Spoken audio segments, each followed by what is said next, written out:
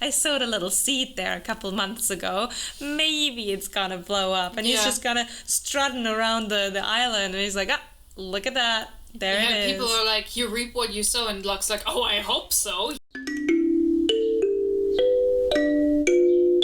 Quack.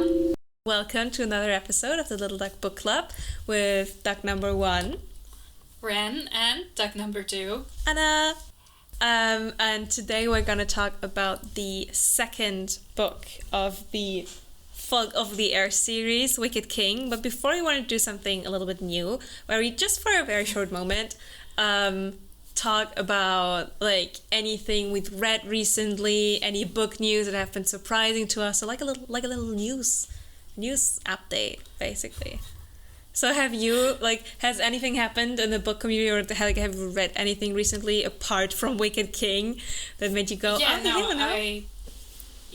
been, this month has been good for me with reading. I think I have read, 7 books or something. I went to the library and picked up a bunch of books, and I was like, okay, let's do some more reading. Yeah, That's crazy. I banned myself from drawing for a while because I was feeling burnt out. So I had a lot more time where I was like, I don't know what to do now, because normally I just sit down and draw. Yeah. Okay. What was your favorite one out of the 7? I think, what have I read? Thinking about what I've read this month so far, I think my favorite ones is... I've started the Mortal Engines Quartet, the first one I've read, which I really, really, really liked. I think it was very good. Is it good? Yeah, no, they're really good. I found them in the library, and I remembered, somebody else who reviews book has mentioned that they're one of their favorite book series, and I was like, the whole quartet is here, so I might as well try the first one. And I really liked it.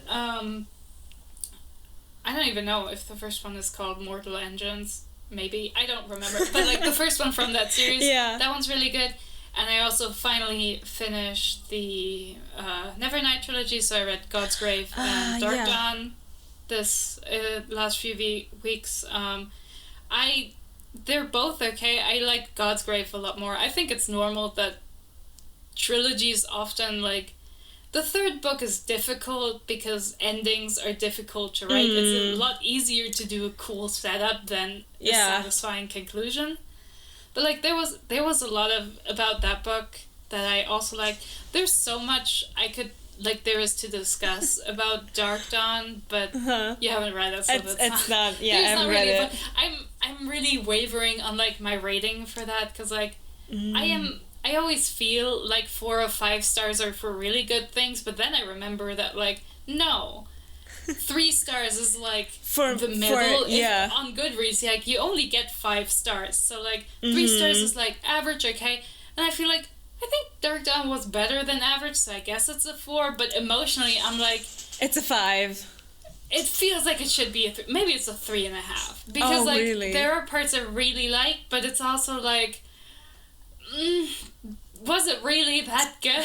Okay, yeah. I feel like giving a 3-star rating on Goodreads feels like it's basically the worst book you've ever read, because you see so few medium reviews. Either on Goodreads it's 2 stars or 5 stars. 4 stars, yes. On Goodreads are so overly generous. Unless a book has been hate rated, it's majority 5 stars for almost everything. Yeah. If a book has a average rating that's below 4, it's okay, either this is a genuinely good book that a lot of kids read and didn't get and were this is too boring for me, 1 star or whatever, or it's a book that genuinely sucks so badly. I don't think you find almost anything below a 3 rating. Not on average.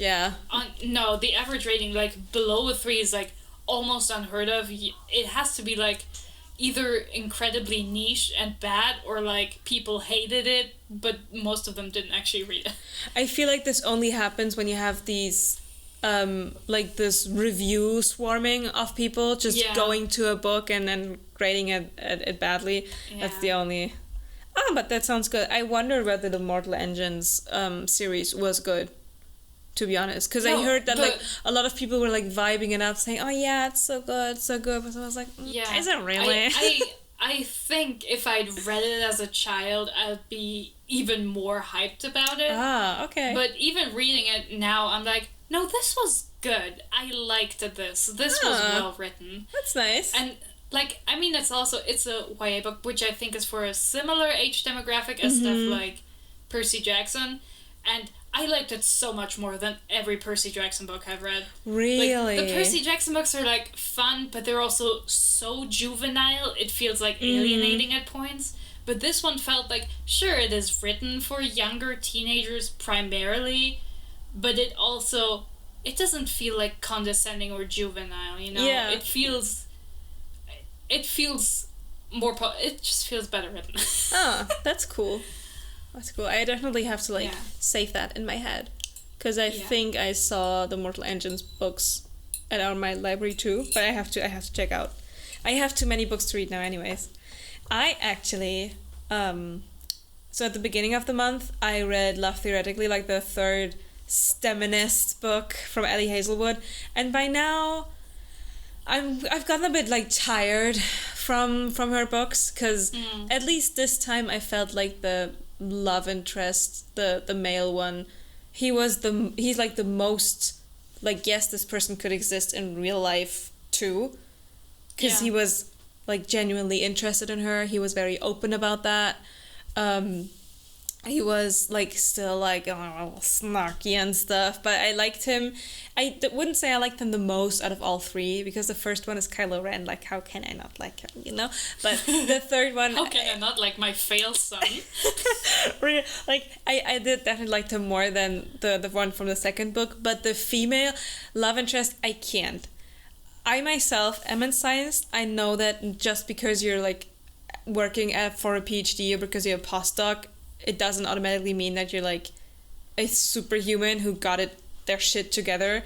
But the amount of incompetence that her characters have make you seriously doubt how they are able to even have a bachelor's degree.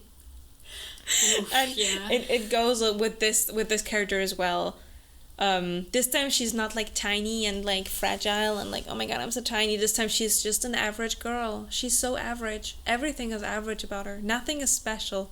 Nothing at all. But he makes her feel special. So that was kind of... I read that and I was a bit bummed out. I thought it was gonna like devour it like the other books. But what I did devour was finally the second Realmbreaker book, Bladebreaker. Completely annihilated that. And I loved it. I love books where you also have the POV of the villains, because it's like, oh, they're also doing stuff. I feel like that can be such a hit or miss, because some authors, it just really sucks. The thing sometimes it feels also like authors include them just to include them, and they didn't actually have a good reason to have like the POVs, but like when it's good, it's like the thing that works shit. well, I think, in Bladebreaker and like in the series is you don't have the POV from the villain. You have the POV from the queen who works together with the villain, because she's like, I'm gonna get what I want if I marry him, because he can conquer the world and stuff. And I mean, I don't care about him, but in the end I get my kingdom. Like, that's what's fun, because you don't know what's inside his head, you know what's inside hers. So that's fun. And his head is just like boobies. yeah, no, there is no spice in these books. There's no spice at all. How could you read them then? Excuse me? No, I find it extremely nice. No, it's just the Twitter post. The Twitter post. I cannot forget it. You cannot forget the spicy Twitter post, yeah. No, I cannot forget, like, that a person like that exists is insane to me. Like, I can't read books if they have no pornography in them. It's just like, what? Like half of the people watching our video, like, logging off. Are you not interested in, like, The storytelling yeah. and themes and interesting, like, hello? And then what I'm currently reading is Lost Boy. I bought it months ago because you told me, like, oh my god, buy the Christianity books, and I was like, you know, it's like short. I'm gonna pick it up, and it's so I should have read it sooner. I'm saying it again. Okay, I'm saying it again. I should have read it sooner. It's so good. I love it. It's really... I'm glad you like it. It's just, it's so... Her character work is so good. Like, you read about it, and, like, the POV character is, like, layered and has faults, but also every other character also feels like a character. It's not just, they're just here for, like, filling out the scenes. They're not just standing around. But, like, they all have... I also love her characterization of, like, Peter Pan is so interesting. I love that. The thing her is, take is so good. The thing is, my brother was visiting me while I started reading the book, and he was like, oh, well, you can read your Peter Pan book. And I was never, like, a huge fan of Peter Pan. Like, it's just another Disney movie. I never watched Peter Pan. I watched the live action, I think, more times than I watched the animated version, but regardless of that, I said, well, you know, he's actually a villain in this book, you know, he's portrayed this way.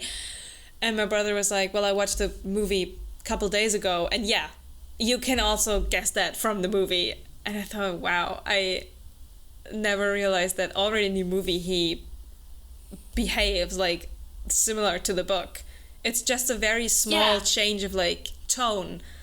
I mean, it's also just, like, the movie is not about Peter Pan. The movie is about Wendy, and Peter Pan is like a foil to show her that that's actually not what she wants. Mm-hmm. She wants to go back to her life and her family. Yeah, it's like... But yeah, no, Peter Pan is so, like... Peter Pan is very, in the traditional sense, fae-like. He's a creature that doesn't age. It seems like he's like you and he's fun and he can show you all this interesting stuff. He's your friend comes forever. With a price, and ultimately, there is something alien about him that does not relate to you, and he also just doesn't have the same, like, moral interests that you do. And, like, with time that becomes more obvious. So Peter Pan is such a good choice for doing, like, a serious, more horror adjacent adaptation, and, like, it's my favorite Christina Henry book. I'm so glad you like it. I'm so glad my propaganda works. Nice. What would say, if for anybody hasn't read it yet, if you're like books that give you like this kind of feeling of, in the beginning you're like, it's gonna blow, something's gonna happen, and it doesn't happen, you're like, what? I feel really uncomfortable right now, and then something happens and it doesn't stop happening, and you're like, that's how it feels reading the book. So I'm so excited to see the end of it. I'm through, what is it? I need about a third to go to finish it. But yeah, let's, with that, like, positive energy, let's go off to the book we actually want to talk about today. Maybe we can do, like, Lost Boy and another video. I want to reread it anyway. We could totally do that, because I feel like there's a lot to talk about. Yeah. Because there's also a part of it where I'm like, okay, we need this. But on the topic of Peter Pan being a fae-adjacent creature, let's talk about the fae.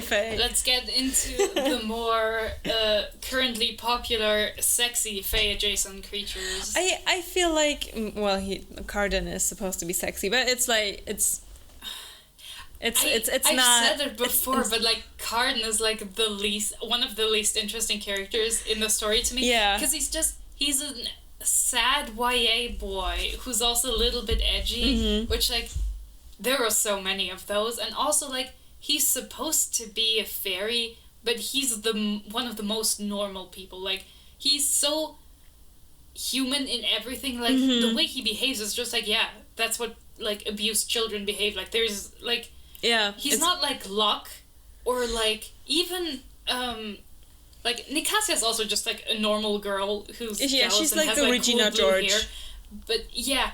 But like Locke, for example, or in the first book, Valerian, there's something wrong with them. There's something other with them. Locke is so strange and off-putting in his own interests and priorities. I love it. Which makes him so much more interesting than Carden could ever hope to be. Carden's just some guy who has a tail, I guess.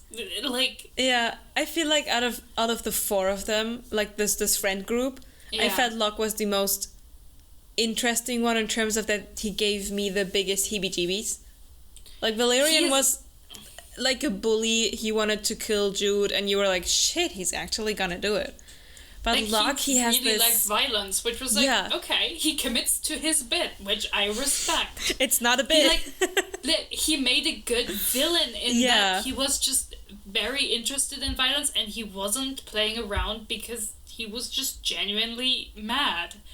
But, like, Locke really is just like, Locke is interesting because Locke he's is amazing. A genuine fairy in a group of just teenagers with, like, some superficial supernatural elements. Yeah. One question we talked about a little bit before we started the recording, so I'm not gonna ask again, or like throw it into the room. Which book do you like more, the first one or the second one? This is difficult because I feel like the first time I read the second one, I liked it more than the first one. But now, having read the entire trilogy, and, like, having read the first and the second relatively recently, I feel like I would rather read the first one again than the second one. Yeah. I think, like, all of these books have issues with pacing and structure, but the first one is the best in that regard. And it's very effective at setting a lot of interesting things up and at implying a lot of really interesting dynamics. And the second and the third book don't pay off well on a lot of the setups. Yeah. A lot of them just go nowhere, and the structure and pacing gets progressively worse. So, and, like, I think we're both kind of in the minority of readers here that we're both not super invested in the romance. Like, I understand, if you're reading these books because you think Jude and Cardan have a good dynamic, which they do, the dynamic is fine, it's interesting. I probably enjoy it more in an adult book just because then it could have more nuance and be more interesting. And, like, teenagers are kind of idiots, but it's not that interesting to me. Because I've seen similar dynamics again. I've seen similar dynamics in media made for adults, which were better executed. I agree. I feel like if there was less going on in the books themselves, like not just the second one, like all the others as well, then the romance I feel like would be more important because it take more of a center stage. But considering how many things are happening in these books and how many relationships are interacting, it's not as interesting to me when I read the rest of the story. Also, I feel like for the amount of space that Cardan and Jude's relationship takes up of the story, it doesn't use that time effectively. I feel like. Like, they have some fun scenes, and there's some good groundwork there where I'm like, especially if I were younger and had read less books, I'd be all over that. I'd be like, yeah, this is the shit. Because there's some parts of it that are really, really good, but a lot of it is also just kind of not very... like, there are parts that are just kind of there where it's like, okay, I can see where the scene is working towards, but we could have done this way more effectively. It just feels like, with how much is happening in the books, and how many things, like, are thematically, like, touched upon, not really worked through, they just appear at some places. It feels like there was a lack of focus. Like, the relationship is obviously a huge part of the books, but it's not... I think either it should have gotten more time or less time. The current amount is not ideal. I definitely agree. Like, I need to do either more drugs or less drugs. The current amount is not doing it. It's like, yeah. I feel, to be honest, I feel like it could have been a bit more in the second book, which is weird to say, because in the second book I feel like the romance does take like a bigger part than it does in the first one, because in the first one there's barely romance there. Because it's an enemies to friends to lovers romance, so you have to use the first book to set up that they're actually enemies to like begrudging allies. And yeah. Because they have scenes where like they're good, where like the begrudging ally shit and like the slowly learning to trust people and stuff, that gets explored, and those scenes are the better ones. But there's also scenes where they're just making out, and I'm like, okay, but like, are we working towards anything, or is this just like, oh, they're teenagers and they're horny, and it's like, okay, that's fair, but did we need to spend our limited page amount on this?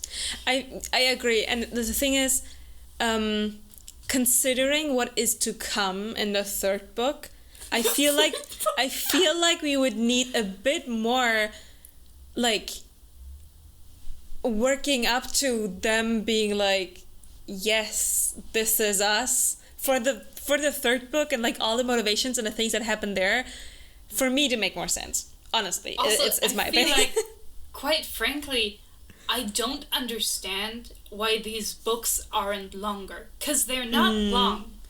There are longer YA books, and like, I think the first one is like 320 pages, the second one is around the same. Like, they're all like 300 to 350 pages, and like, they could have easily gotten 50 more. Like, Holly Black is an established, successful author. No editor would have been like, no, we have like specific rules for like YA debuts, and especially like, no, we can't have you write more. Oh God, who's gonna read that? And it's like, no, Holly Black's gonna sell. Like, we know this. I mean, her shit is gonna sell. Maybe for the first one of the series, but there was no excuse for the second one. For the second one, no, especially not. And it's so strange. There's a lot of good things about the second one, but the second one already drops the number of balls that were set up in the first one, and then the third one is so much worse. The third one, I don't understand why the third one is the way it is, but that's a discussion for later. That's a discussion for the next video, yeah. Yeah, for actually when we have read that again and have like a more valid opinion, because like it's been over a year since I've read that one. I think it came out in 2019, and that's when I read it. I did read it much later. I think I read it like 2021 or something. Yeah. But I read them all like from start to finish, all 3 books. Yeah. But that was alright back then. And I did that for the first time. The third book, when you don't know what's coming and you coming off the second one, you're like, okay, I can see where this is going. Halfway through the book, you're like, what? What is happening? What are we doing? Also because it's so short. I feel like the third one felt so short. The third one is so strange. It's like Holly Black's brain was like, I refuse to work with you. This is a writer's strike. This is all you're gonna get. Anything. Yeah. We're not thinking. I don't know if she had like a tight deadline for it. I have no idea. Probably there must have been something going on. But it's not good. But anyway, this isn't about the third book. It's not. It's not about the second book. But yeah, I feel like at this point it's too late to be like, let's give a short summary of what the book is about. It's the second book in the series, and like all of these are full of spoilers anyway. I don't think it's not a review. It's a discussion. This is our book. I agree. I think if you want, because this is a second book, and there is like gonna be us alluding to stuff in the third book, I think if you have not read the book so far. Yeah, no, these discussions are like, if like they're also not useful if you haven't read the book. So I don't think any of this is like useful judgment, or like the conversation makes much sense, because again, this is like us coming off of reading this and being like, I have thoughts and I will share them, and that's all this is. Yeah, it's but yeah, where do you want to start? Do you have like, do you want to do characters first? Do you want to do like more general notes? What do you want to start with? Maybe with like my thoughts going into the book. Okay. So like with the first book, I had forgotten about a lot of things that happened in this book. When I remember, I don't know if I said it in the last video even, but I remember saying, wow, so many things happened in the first book. What is left for the second book? because all I remember from the second book was the ending and the underwater sequence. The underwater. The water temple, that was the only thing I remembered. So when I went through all of the single plots, I was like, oh shit, yeah, that was happening again. Wait, what? Oh yeah, there's a wedding. Shit, wait, there's a party. Oh, Queen of Mirth. It's like all of these things happening. And I was wondering, when is the water sequence gonna happen? Because in my mind, it was half of the book. I remembered suffering through these scenes, and I don't mind suffering for a book, but not in that way. And then it was so freaking short. And I thought, wait, she's already out of the water again. That's crazy. And then the whole Balekin thing happened. So I was like, surprise. I think going in, I remembered more from it because I read it when it came out, and I also read the first and second when the third one came out, so I read them again before. So I've read them more often. So I remember. It was my second read for this book. I had vague memories. I remembered the chasing scene before the wedding and all, and I remembered the wedding. I also remembered the underwater stuff, and I also thought her underwater kidnapping was longer. In my memory, it felt longer. It felt ages. Which was very strange, because it's 3 chapters, and most of the time there are conversations that are relevant to the plot. And interesting as well. It's not like the time is wasted.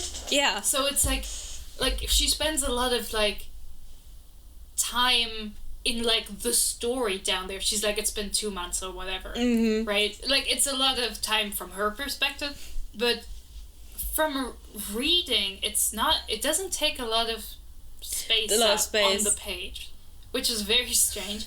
But I think the reason it feels so long and strangely boring is that it happens when you expect something more.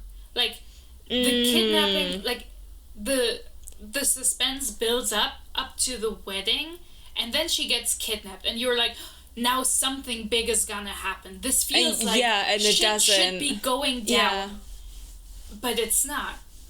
Shit is going down on the surface, but she's not seeing it because she's not there. So to read it feels like we have revved up the car, we're going faster and faster, and then we just hit the brakes. There's red light, and no, it's stop.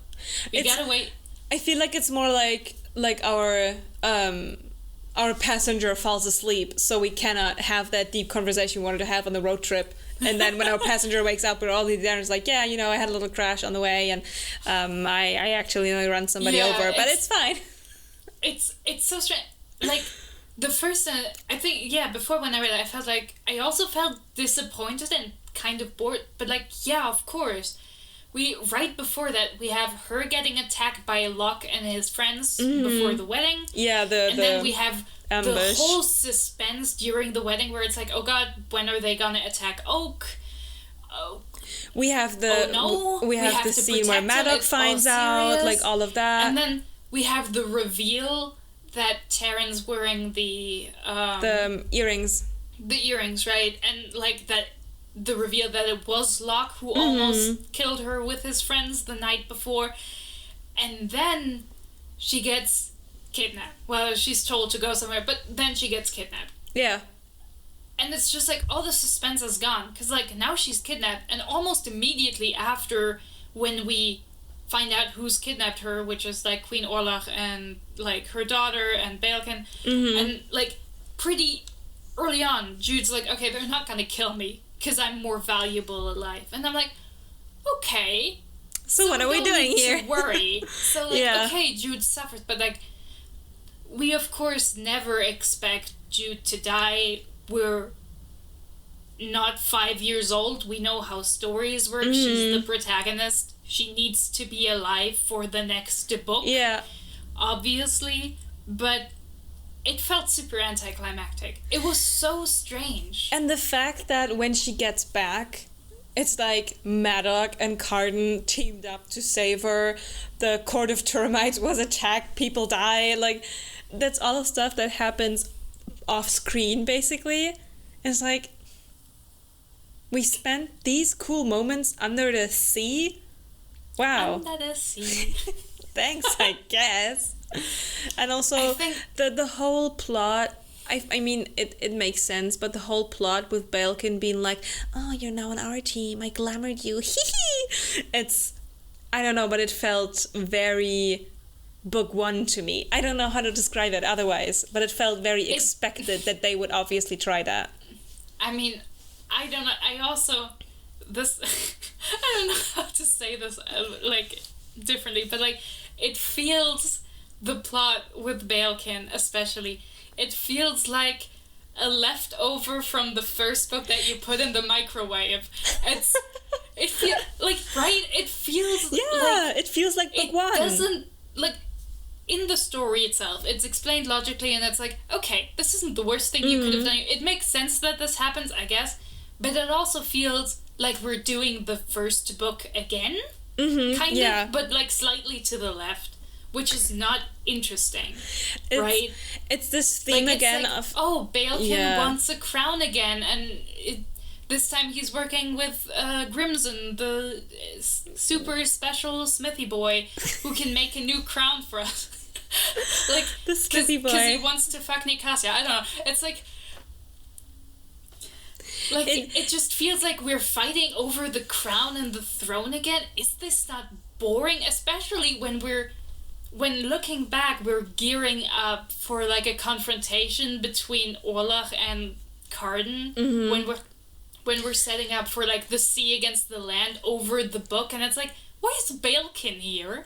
What's he doing? It also felt like we were like going back to the same themes that we had for Jude in the first book. This whole, oh, she's a human, she's like gonna be glamoured, and then all of the we already have that storyline a couple of times throughout the book, like sprinkled in, that she has to act like, oh, I can't let them know, I can't be glamoured. Like, but it's like that's also additionally to what you just said. I totally agree. Additionally to that, this thing of, oh, we're also gonna go back to Jude being like glamour. It's like it makes sense for them to think that and for them to go with that because it's the easiest option. But as a reader, it feels a bit like a lazy option, a little bit. There's also two more things I want to say to that, but they have literally nothing to do with each other, so I don't know which one to start with. I guess the first one that I want to start with is that I am so annoyed that for the second time, this book series was like, hey, remember that Jude does Mithridatism? Remember that she eats poison? Remember? Oh yeah, they were neutralizing this ability again, so it was pointless to do it at all because it's not relevant once again. And it's like, why do you keep bringing up that she eats poison to get an immunity if you spend precious time on the page to be like, she does this, but now there are circumstances which nullify it. And it's like, then why does she do it? Why didn't we drop this bit? Like, it was already wasted in the first book where it was like, oh yeah, she did this, but also the trick she pulled by making Maddox drink the poisoned wine was like, oh, I just drank it, I poisoned both wines. And it's like, okay, but you could have just taken the antidote right before drinking it. Like, this isn't... It was not necessary to build up an immunity for this one trick. Yeah. And then here in this book, we do it again. We're like, oh yeah, she's still doing it, but also it's... Like, I understand. Thematically, it's there to be like, Jude is literally destroying herself to become stronger because she's terrified of her weakness, and she's willing to hurt herself to be more secure in her own estimation.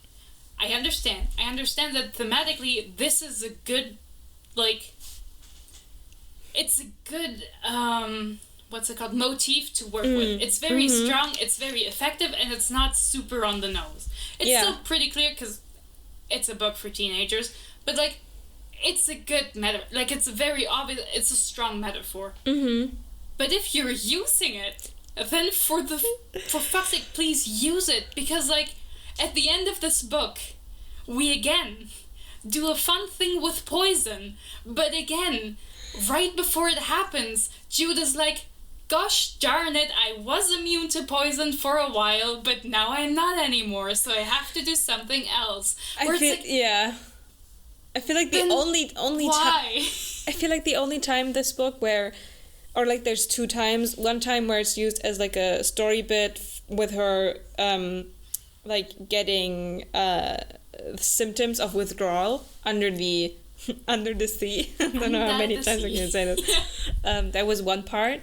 But I think the only other part where it was like, where I felt, thank God she's been doing that for quite a while, was when she was able to taste which poison Carden had, like, being spiked with.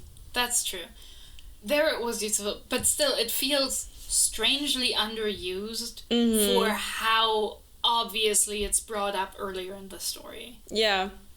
So that's just my pet peeve. I remembered it happening in the first book. It's even more upsetting and annoying, where it's like she's training to be immune to poison, and then like it's so pointless.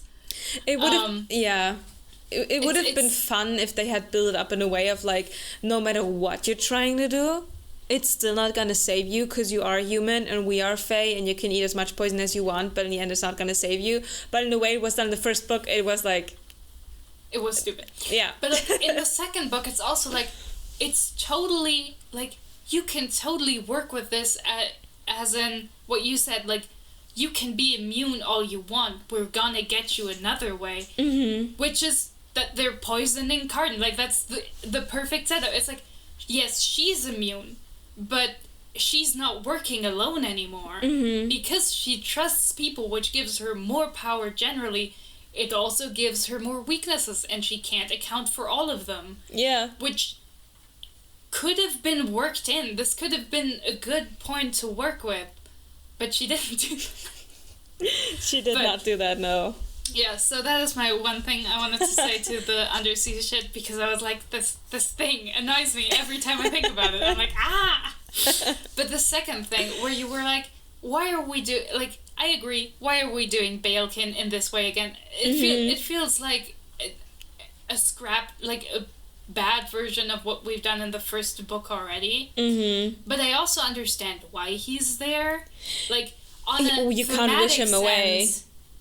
On the one hand, but on a thematic sense, we have Maddock and Balekin both there as abusive parent figures who are still looking over Carden's and Jude's shoulders and like telling them how to do it and being like, I could do it better if you just work, like, give me the power you took back and I'll help you. Oh, I promise it can be good. Like, I understand. Like, that's a good motif to work with, because again, we've talked about it in the first video, these books also are like about escaping abusive, like, households. Parents or abusive households.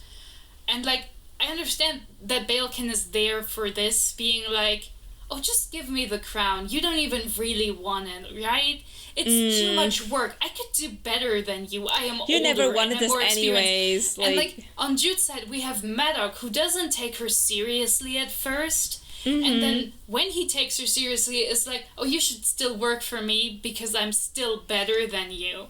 Like, I can still plan better with you. It would be so much better if you just worked with me and gave me all that power. And like, that's a good thing to work with, but it's not done well, because again, like, Balekin's like association with the undersea is also just kind of like, it doesn't feel earned. He doesn't feel particularly allied with Nicasia or Olaf in the first book. It's not, it feels random. It feels like it's genuinely more Queen Orlak's plan than his. It feels like he was like, oh wait, that's actually an option. I'm gonna go along with this. And she was like, he's just a stooge, which takes away from like his effectiveness as a villain. She was like, listen, I need you to like wed somebody to my daughter. You'll have to do. And he was like, you know what? I actually will do. I will be here. Yeah. It's just like, Balekin is like, Balekin, I feel like, suffers from the same problem Taryn suffers from. Oh yeah, let's talk about Taryn. They could be such effective characters if the narrative, if they were more important to the narrative, but also if the narrative was like, gave you more information about what they wanted and were doing. Because especially, I mean, with Taryn it's more egregious because she's more involved in like Jude's like life and has more of an effect as a result because Jude's the protagonist. But like, I feel like fundamentally it's the same problem. It's like these characters should have deeply relevant influence on our two main characters. Yeah. But they are underexplored and just thrown into scenes as like antagonists or as like plot points basically to make the story go, but we don't give them enough consideration for them to be genuinely effective. I feel like, I agree, totally. I feel like especially Taryn in book 2 is just randomly thrown into like bits and pieces because it's like, we need something to make this work. Oh yeah, let's just dress her up as Jude. I feel like they got away too many times doing that. I also, I feel like, I remember, like, I think I scrolled through reviews, and I saw somebody discussing that, like, oh, Taryn's behavior doesn't make sense in story. It only makes sense if you read, like, additional, like, short stories or whatever. There's like, that short story collection or whatever, right? About, like... I haven't read it yet, to be honest. I mean, I don't care. I'm not reading it. I don't care. I'm not doing homework for books. It's How the King of Elfheim Learned to Hate Stories. You mean that one? Yeah, right, that one. Yeah, but I simply don't agree with this statement because Taryn's interests and, like, her actions are explained in the books and they do make sense. Like, it's not that Taryn is acting randomly. It's just that Taryn is painfully underexplored as a character. It's just the books, the first book already does this, but the second book does it again, where they're like, when Jude speaks on Taryn, it's like, oh yeah, we used to be inseparable, we were like, we shared everything, and it's like, but we never see it. We never see it, so you're just telling us this, but we don't feel like it. We remember only from the first book. The first book basically starts off where you and Taryn started drifting apart, so we never really saw you be thick as thieves and basically, like, sharing everything and being super close. You just feel super distant. Like, I feel like Jude has a more relevant relationship with Vivi than she has with Taryn, even though the story explicitly tells me, no, actually, like, obviously she and Taryn are much closer because they've shared so much, but, like, I don't feel it. You're not showing it to me. I feel like, especially in the first book, they have these nostalgia scenes where it's supposed to be like, oh, look at them, like, having, like, a short moment of reminiscing about them being closer in the past. Yeah. But that's not good enough, and it's certainly lacking in book 2. Because in book 2, it feels like she is only there so Jude has something to work with. At least for me, it felt like this. And it also felt like she was only there for Maddox to have a character that he can, like, exert power over without Jude. Yeah. Or, like, the character not being Jude, to, like, kind of get back at her.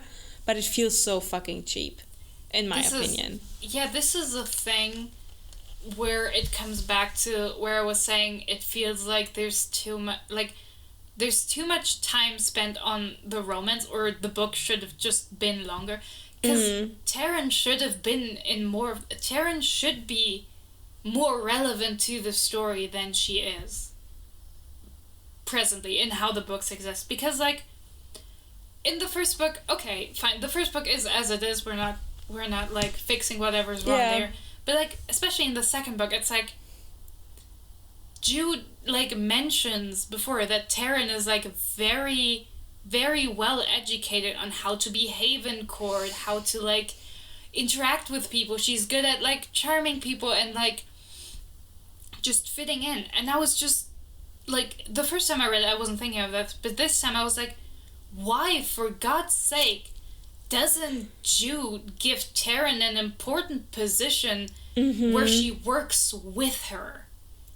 Especially when Locke gets an important position of relevance in the court. Why doesn't Jude, like, even though she doesn't trust Taryn with, like, work, like, in secrets, because it's like, okay, but she's still loyal to Maddox, because he's still her dad, kind of. Yeah. Same as with me, but, like, I poisoned him, so he's mad at me.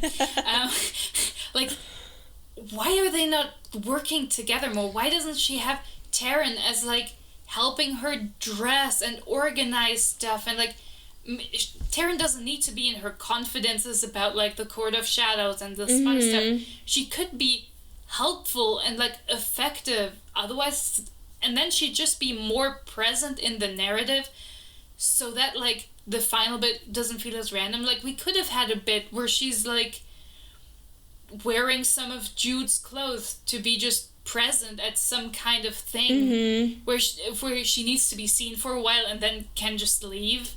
Yeah. But Jude has, like, Court of Shadow stuff to do, so she's like, I can't be there, could you do this for me? And Taryn's like, yeah, sure, I'll do it for you. And then it could be like, if you do this for me, like, as an exchange for trying to keep Locke, you know, somewhat like, just keep him under control a little. Yeah, a little bit reined in. Because if she'd just been more present, then it wouldn't have felt so random that at the end she dresses up as Jude and tricks Carden. Yeah, especially if... So one thing I think would have been a great idea, after what you just said, is when she comes up to Jude, she's like, oh, please don't make him, like, what's it called, like... Chef, Master of Revels. Master of Revels. Chef? Did you just say no, chef? I was like my German slipped in a bit. I was about to say boss, boss of the Revels. And I was like, that's not, he was not boss of the Revels. Would have been the perfect opportunity to say, you know what, you can be, I don't know, dresser of the royal court, something. Because then it would have made sense, because Taryn would have been like, oh yeah, then I'm also more often... You know? Yeah, I'm at court and I can see what the fuck he's doing. Yeah. He's not... Because Taryn's like, oh, he's gonna be away from home. Well, then she's also there, you know? She can also... What for? Like, if Locke's not home, what... Like, you can just have servant. Like, it's not... You don't need to do the housework. And yeah, no, I mean, I never... That's why they've just sidelined Taryn like crazy. Yeah. But also the whole thing with her, like, if you consider how fast his Carden's reflexes are, like how good, like he's such a fae, he's so good, he's so amazing. You tell me that this man is not able to differentiate between the love of his life, the person he has obsessed over, both healthy and unhealthily, for the last years. He cannot differentiate between that person and her sibling. Because, I mean, it's said that they're quite similar. But obviously, just due to circumstances, they look different.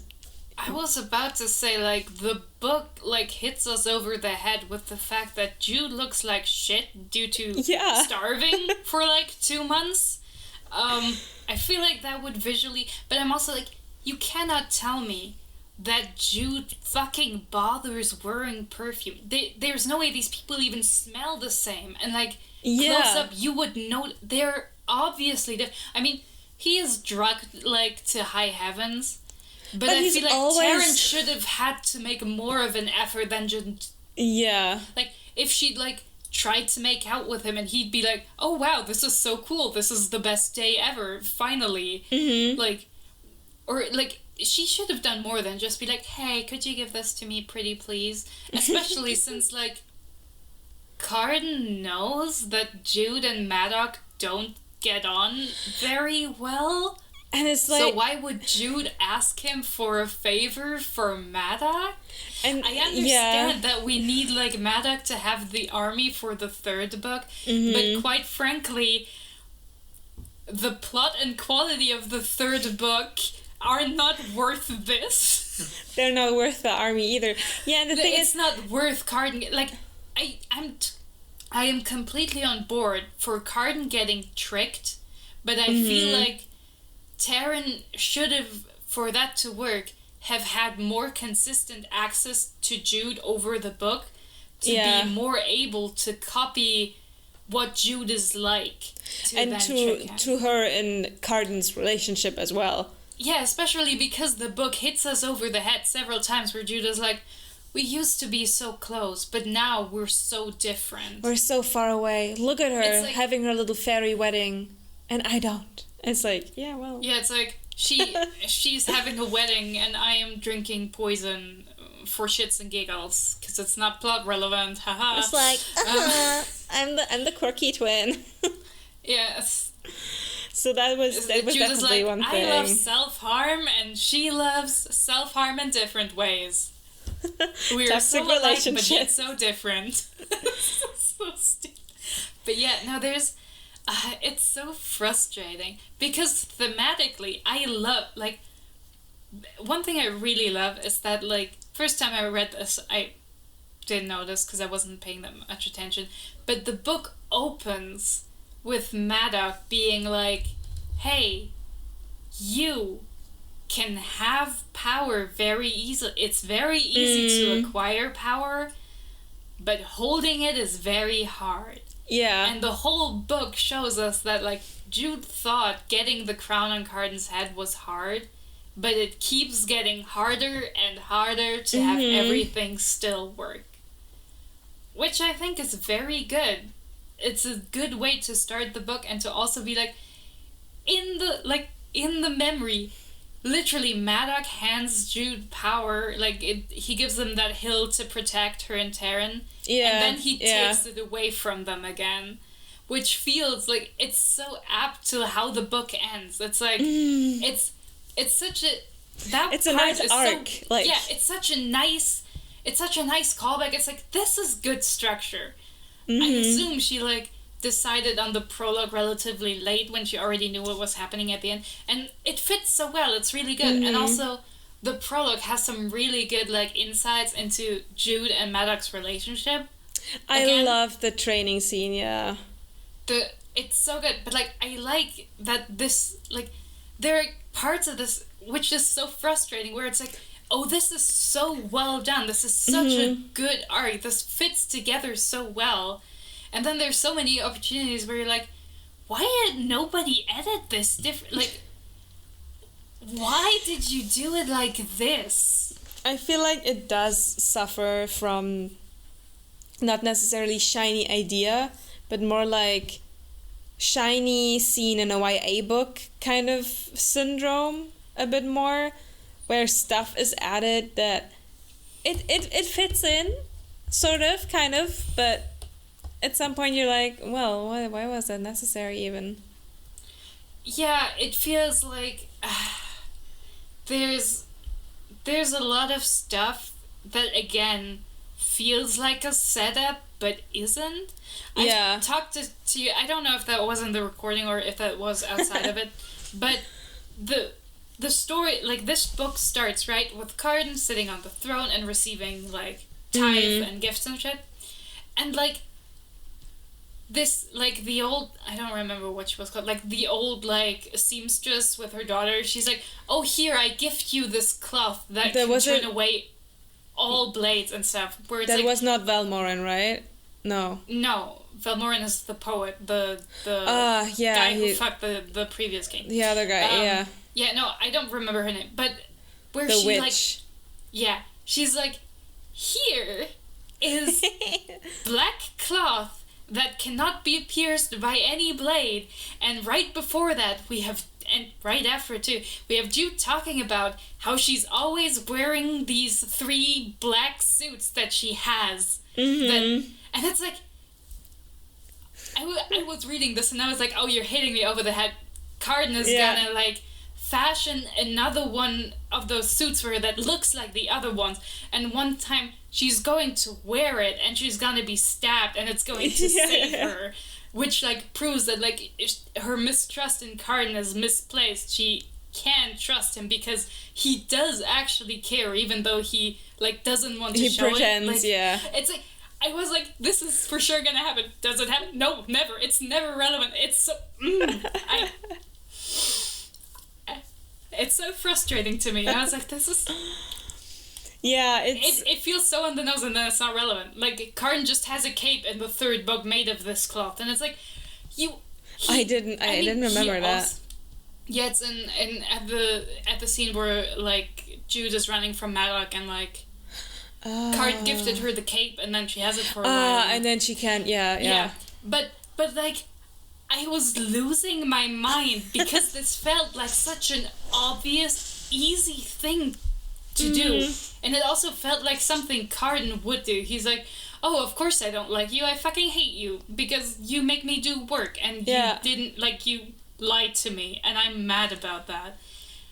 But, like, I still care about you and I don't want you to die and, like, no one's gonna stab me. Like, no one can profit from actually killing me straight up. But, like, people tried to kill you and I cared. Like, I feel like it's also such a weird thing to set up that early in the second book, only to utilize it in the third book.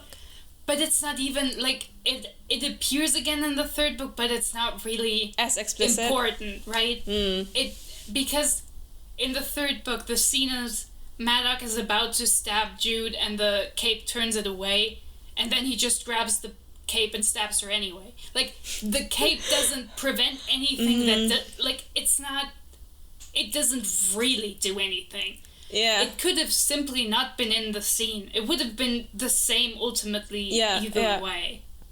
So it's just like, why? This is one of those examples where it's like, it's such a blatant setup. The same with, like, the Mithridatism. It's like, this should be relevant. It feels like it should have an impact, but then it doesn't. I felt like another thing, and again, maybe this is because I don't remember the third book as much, that felt a bit like on the nose was the whole Heather situation. Of, like, Jude been telling me, like, you have to warn her, you have to tell her, and he's like, I'm not gonna do that, and then Heather gets turned into a cat, and, like, Jude takes all of these precautions to save her, and it doesn't save her anyways in the end, which is also, like, this nice message of, it doesn't matter, you're humans, you're gonna, like, slip up at some point, and this was a very fresh human in the fairy world. But it feels like so on the nose, kind of. I think, yeah, it's a little on the nose, but I also actually really appreciate how it hammers home that Vivi kind of sucks. That she's not dependable.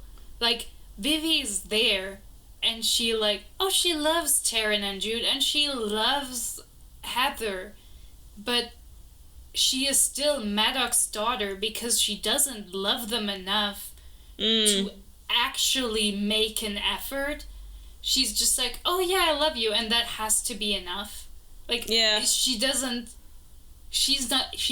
work for it.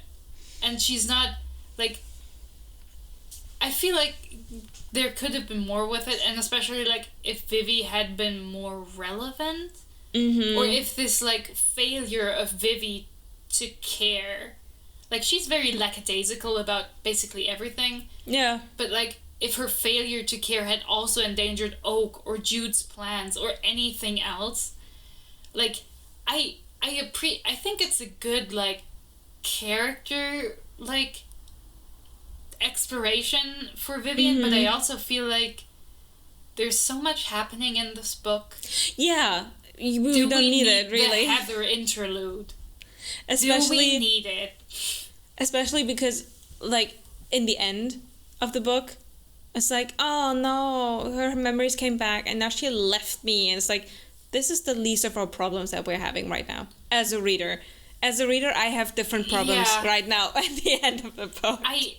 I really appreciate that, like, when we get introduced, when, like, Vivian, like, shows Heather that she has magic, and Vivian is like, oh, you don't have to worry, we're the good ones. And Jude's internally like, we're definitely the bad ones. Like, it's like, that's such a good, like, tiny moment, but, like, all the Heather scenes, I'm like, I'm glad that Vivian has a girlfriend, I guess. Cool. Diversity win, whatever. But does it actually matter? Yeah, to me it felt like it didn't. Did she need to have a girlfriend? Did that girlfriend need to be important? you know? Like, yeah. couldn't she have had a girlfriend that she's kind of having a relationship with? Why does Heather need to be at the wedding? There's already so much happening, and why do we have to spend time getting to know Heather? Because we know from the third book that she's not particularly relevant either. Mm-hmm. Like, I guess it's cool to find out, like, have to see what kind of person Vivian is, but it's like, okay, but we like, don't need to, though. we literally have life or death concerns. Like, it's nice that Vivian's there and the fleshed out character, but I'd really rather have more plot relevant scenes about characters that really, really matter.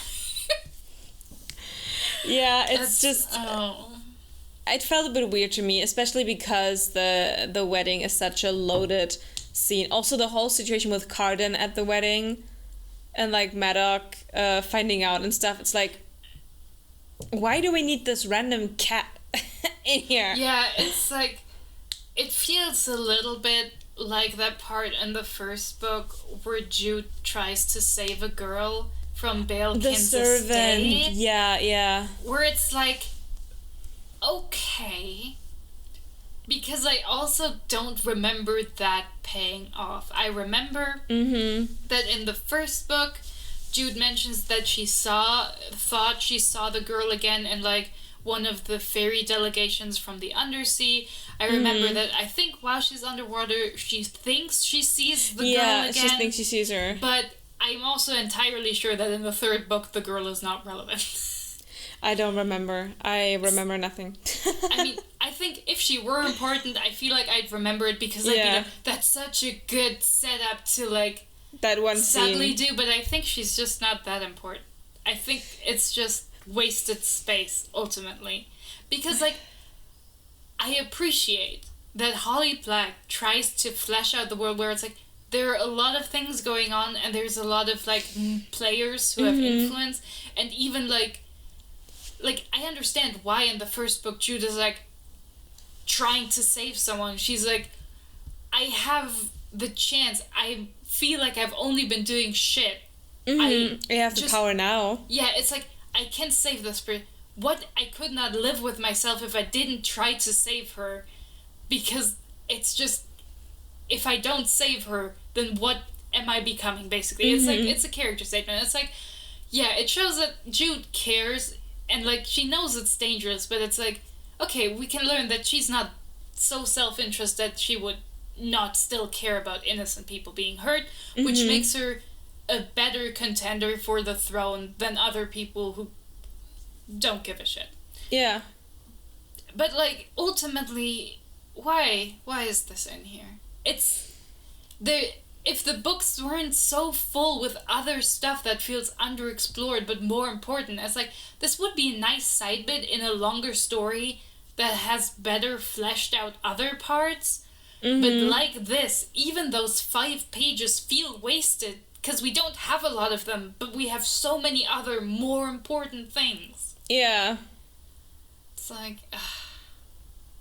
It does suck that there's this imbalance, at least in our opinion, of priority, you could say. Yeah, I feel like it just feels under-edited. I feel like somebody really needed to go through, like, I assume, like, somebody already, like, went through this for, like, the phrasing and stuff, had an editor who was like, hey, can you change some stuff around in the scene to make it better? But I feel like it needed a developmental editor who sat down with Holly Black and was like, okay, here's all the stuff that's going on, and here are some stuff that should be changed. Because right now, the way it is, it's not paying off. And this is the second book, and it sets up stuff that it doesn't pay off itself. And I know the third book isn't paying it off either. The third book certainly doesn't. And it doesn't set up stuff that it feels like should be set up before all the shit that happens in the third book. Like, it is not enough that Grimson, like, explains to Jude, and Jude finds out that, like, okay, these magical earrings she's gifting Taryn, there is a price. Like, you get For that. hurt if you destroy them. Like, it would physically alter you to destroy this magical piece of jewelry, which gives power to who's wearing it. I mean, it makes you beautiful, which I guess is a form of power. So it is, definitely. Yeah, it compels people to like you more and be like enthralled, whatever. But like, okay, we learned this, but this still doesn't feel. It's not important enough information, and it's not explored enough to really set up the batshit shit from the third book. Like, I love snakes, but I don't think we needed a snake there. Or at least we needed more setup for that specific snake. Is that why he turns into a snake? Yeah, when he breaks the crown. Yeah. I don't remember. That was one thing for the whole time I've read the first book, the second book. I was like, how does it happen again? I don't know. At some point he turns into the snake. Yeah. But, because he breaks the crown. Yeah, it's because he destroys the crown. It's just like, okay, but like, I understand that this is kind of a set, but it's not enough. We don't talk enough about like destroying magical artifacts. Yeah, we don't talk enough about like the blowback from like destroying fairy objects or just from breaking promises. We don't talk, like, it's not really that thematically involved in the series to, like, we don't work a lot with like fairy promises and like deals. And that's basically what the crown and the earrings are. It's a deal. You get something, but if you dare go against the rules, which is if you dare destroy it, then you have to pay for it. A much worse price than if you'd never had it at all. But it feels so random, because it's not really that important. Because another gripe that I kind of have is that fairies aren't that integral to the story. A lot of it is politicking between fantasy factions, which could not be fairies. A lot of the characters do not behave as if every word they say must be true. A lot of the dialogue is not specific, or like, it doesn't feel considered enough for characters who are literally incapable of lying. Especially for Carden and Nicasia, it's like extremely obvious. Like, there's so many scenes where they just talk like normal people, where it feels like a lot of this should be more considered from beings that literally cannot lie and know this and know all their words can be like easily interpreted. Like, I feel like especially the scene with Nicasia where she's being like, where she gets caught trying to like, assassinate him. It would have been so, instead of her saying outright that her mom wanted to like have the pact with Baelkin and stuff, it would have been so much more thematically accurate. Sounds like so like, it would have been thematically accurate, but it would have been so much more aesthetic, let's say, to have her make a little riddle out of it, because she is a spiteful young lady. She would not just give up the information about her mom like this to the pesky human, because she knows that Carden would understand, because he is Fae, but she wants Jude. But I feel like she wouldn't want Jude to understand. She would want Jude to wreck her little brain and be like, what does she mean? Yeah, that's also a gripe I have with Carden generally. It's like, in that first scene where like that old like crone seamstress lady is gifting Carden the fabric, like Jude has to intervene to protect Carden from an implied marriage gift. From that marriage that would have like been, and it just makes Carden look so stupid. It's like, he's Fae. Yeah. He should know exactly that these words cannot be trusted. Why? This is why I say he feels like just a normal guy. And He's I mean, just a sad little boy prince who's just, he's there. And the thing is, he does a girl that doesn't like him. Sad for him. He does it himself all the time in the first book, like the scheming and saying little lies, or like saying those. And then the second book, it's constantly like, oh, I could lie to you right now. Oh, I wanted to tell you so many lies right now. He's like, he has that fuckboy Riz in the second book. Yeah, and it feels like he's dumbed down a little bit, because the thing is, she has the contract with him, the geese, but that doesn't mean that he's suddenly stupid. It means he has to do what she tells him, and they don't really explore the full extent of it. Like, could she tell him, for the next month you're going to do exactly these kind of things, and then you would have to like go with them? And additionally, even if Carden like already loves Jude that early on in like a healthy and genuine way, even then he would try to wiggle out of it, because he is usually portrayed as like this arrogant little dude. So why would he just go and immediately try to go with what Jude said? Because there's also a thing, Jude tries to make her commands so specific and like a loophole proof, because he does try to get out of it, I think, sometime in the first book. But in the second book, he just stops trying. And it's like, why is she still being so cautious? It would have been very fun if she stops being so cautious about them, because she's like, well, he's behaving anyways. And then him just completely using that and showing her, well, you know, I'm a goofy little guy. It would have been really effective if, like, especially if at some point she had given him instructions and he had done them to the letter but not the spirit. Mm-hmm. But then it turned out that, like, for her it feels like a betrayal. But then it would turn out that this was actually a more effective way to get what she wanted ultimately. But she didn't trust him. Or it could have been like that he would have agreed with like the goal, but since she doesn't take him into her confidences, he's not gonna do it. It would have been better to hammer home that like you need to also trust him with information, otherwise he's a liability to you. Yeah.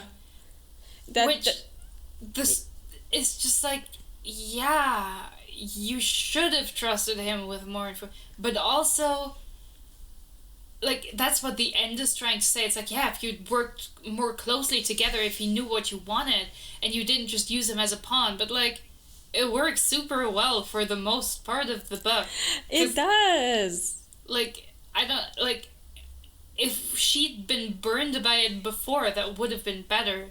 Mm-hmm. But the book is just, like, using it as suspense when, like, he's not, like, she doesn't dare command him in front of other people in fear of, like, people finding out.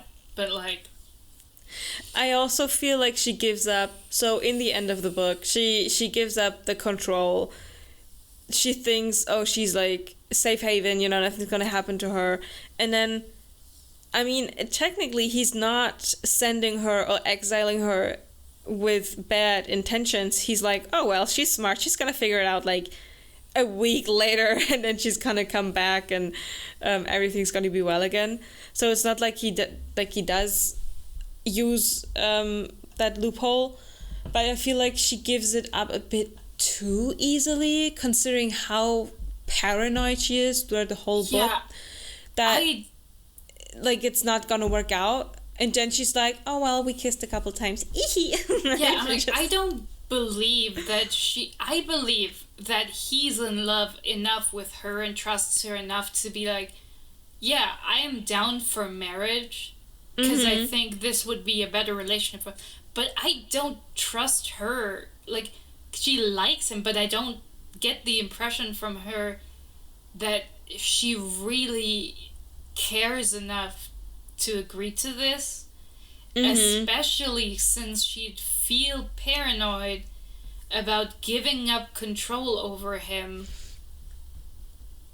for this, because I feel like she should be thinking, how is he profiting from this to offer it to me? Especially with the marriage being secret, so to speak. Like, they do it behind doors, nobody knows it. In the end, they all laugh at her when she says she's queen. and like her saying, oh, deny me, and then obviously he can't because he can't lie. But it's like, if I was a fairy and somebody was telling my king, oh, deny me, and my king was being silent, I would not immediately think, oh, then she must be queen. You know, it's like, it's such a weird situation in the end. And I remember being absolutely shocked when I read it for the first time. I was like, oh, he did not just do that. You know, but the first time I read it, I was quite shocked. But the part of it that's like, I think actually as like, I don't think the setup for their marriage is compelling. I think there needed to be more work in making her feel like she can trust him. Yeah. And not just like, hey, if you had trusted me, this would have worked better, but a genuine example where she had to trust him and it worked better than her initial plan. I feel like that was necessary for that. Yeah. But also, I think by itself, the ending of this book is fine. I think it's a good way to end it because it's again like, oh, you thought like getting the power was easy, but holding on to it is much harder. Again, and now you don't have it anymore, yeah. It's a good reminder that like, especially for Jude, who was like, oh no, I need to desperately claw every piece of power I can and hold it and never even show weakness, otherwise I lose. And then the moment she relaxes and is like, okay, maybe I can share power, maybe this can be a collaboration, she immediately gets like fucked. It's like, this works great for a character because that should make her worse in the third book. She should be worse about this. But what I don't think works is that, like, as a reader, you read Carden being like, yeah, and you need the permission of the crown, or you need to be, like, pardoned by the crown to return. And it's like, but everyone here knows that this includes her, and she should know this too. This feels very obvious. So I feel like he should have given a different stipulation on like that something she'd had to work for but was still doable for her, but seemed like more cruel to the court who didn't know that they were married. You know? Because this just like being like, oh yeah, you just need the pardon from the crown, that's enough. It's like, this feels too easy. And it also does not work with the third book, where at the beginning she just doesn't try. Like, this book ends with her sitting at home with Vivian, like, as a callback to the first book, sitting on the couch, eating fish sticks, watching a cartoon. It's like, oh, we're again back where we started, and our life is worse. It's fucking horrible. Yeah, it's a good comic, but, like, that scene doesn't work because we know Jude isn't stupid. And, like, even if she was like, he wouldn't have made it that easy, she would have tried it anyway, right? I can't remember. Probably you can. Does she try in this in the third book? She's like, no. I'm pretty sure she's just like, no, he wouldn't have made it that easy. It cannot be the answer because that would be. But too I mean, easy. does the thought even come to her mind that she could pardon herself, or is it never addressed that she can? No, I think it's addressed that like she's discussed this and she's like, no, there is no way this works, and it's like, that makes it so weird. It makes it worse that she's like, oh, it wouldn't have worked, so I don't need to try at all. Because that's not Jude at all. That's bad. Yeah, that's also not what we've seen of Jude before, because usually she does grasp for the dirty, easy route. I think, I think it should have been a riddle where, like, the answer seems obvious to Carden, and Carden thinks this is, like, an easy, obvious thing that looks to everyone else to be hard, but because we have rapport and we know each other, we know this would be easy for you, and you can easily come back.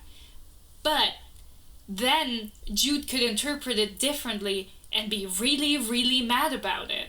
Which she should be. Because, like, she's like, oh no, I trusted you and you immediately fucked me up. I should never have trusted you at all.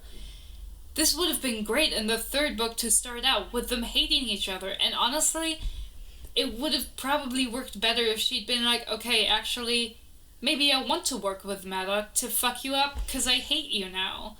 Like, Or she'd been like, no, I'm gonna work for myself, and my goal is to fuck everyone, because I hate both of you. Like, this would have been way more logical than her just being, like, depressed and like, I don't know what to do. I'm just staying in the human world. I have nothing to do now. Yeah, also this weird... We're not talking about book 3, but just... No, we're not talking about book 3. This weird plot with the red cap, it's... I don't like I mean, 3. I stan a butch queen. I stan diversity when the war criminal is a butch code. But, yeah, no. Sorry. We're not I think I'm starting to think that we should have just read the second and third book in a row and then just done a video on the... I think that would have been too long. I think there's still enough about I think the third book is going to be like a long discussion, because then we can really pick up everything. Then we can go through everything. True. Yeah, this didn't work. So what is something that you wanna go into? I mean, we've knocked on it before, but I think the character relationships are really interesting. Again, I feel like Maddox and Jude again have like it's just chef's kiss. Such an interesting dynamic, because unlike Jude with Taryn, this is explored in depth. I love it. The complex family relationships are just more interesting and more unique than the romances. And like there's this bit in the prologue. The prologue is really good. The prologue is so effective and well done. I feel like this was the most edited part. It was really, really, really good. I think it because there's once the introduction of the theme, but there's also Maddox says to Jude, like while training her, like, it will hurt. Pain makes you strong. And this is such a character thesis for Jude's life. It's like, it's such a fundamental part of her. It's so effective, and it's also really effective at showing what kind of parent Maddox is. He's like, he is willing to hurt you to make you stronger, to make you better in his estimation. Yeah. It's so good, like it's so effective. And like another thing from the prologue that really, really struck me as really, really well done was the moment where they're standing there discussing, like, Jude and Taryn are like, okay, planning, because Maddox gave them the task to defend that hill. Yeah. And they're like, what if he gets mad? And like for both of them it's shorthand for, what if he kills us like our mother? And it's also such a strong like, you don't have to have like a paragraph talking about it. It's just the short moment where you're like, the realization these kids constantly have in their mind that the safest place they are is with the person who could murder them at any moment if he just gets slightly displeased. Like, they are simply so fundamentally unsafe. It's such a good short descriptor of what their family is like. It's so effective.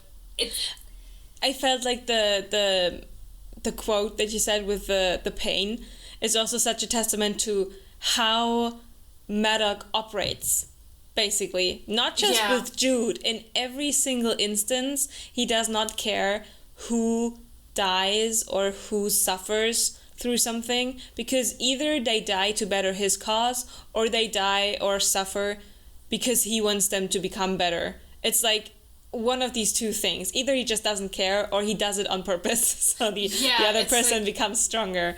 Yeah. I made this one. I don't even know if that was like a paraphrase quote from something, but I read then like, Maddox is father, like he's personified fatherhood and threat in the same person. And that sounds good. Like, yeah, it's like he's the one thing that keeps them safe from everything else, but at the same time he's the biggest threat to them and their safety. Yeah. It's such a good dynamic. Because it's like, we also know, like, he cares. Like, the really good thing about it is that Holly Black wasn't just like, oh yeah, he's an abusive dad, whatever. No.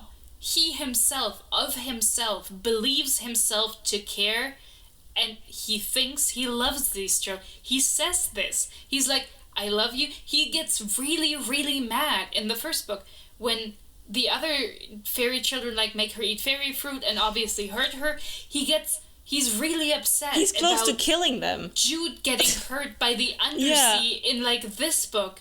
He's like willing to sacrifice things to save her, but also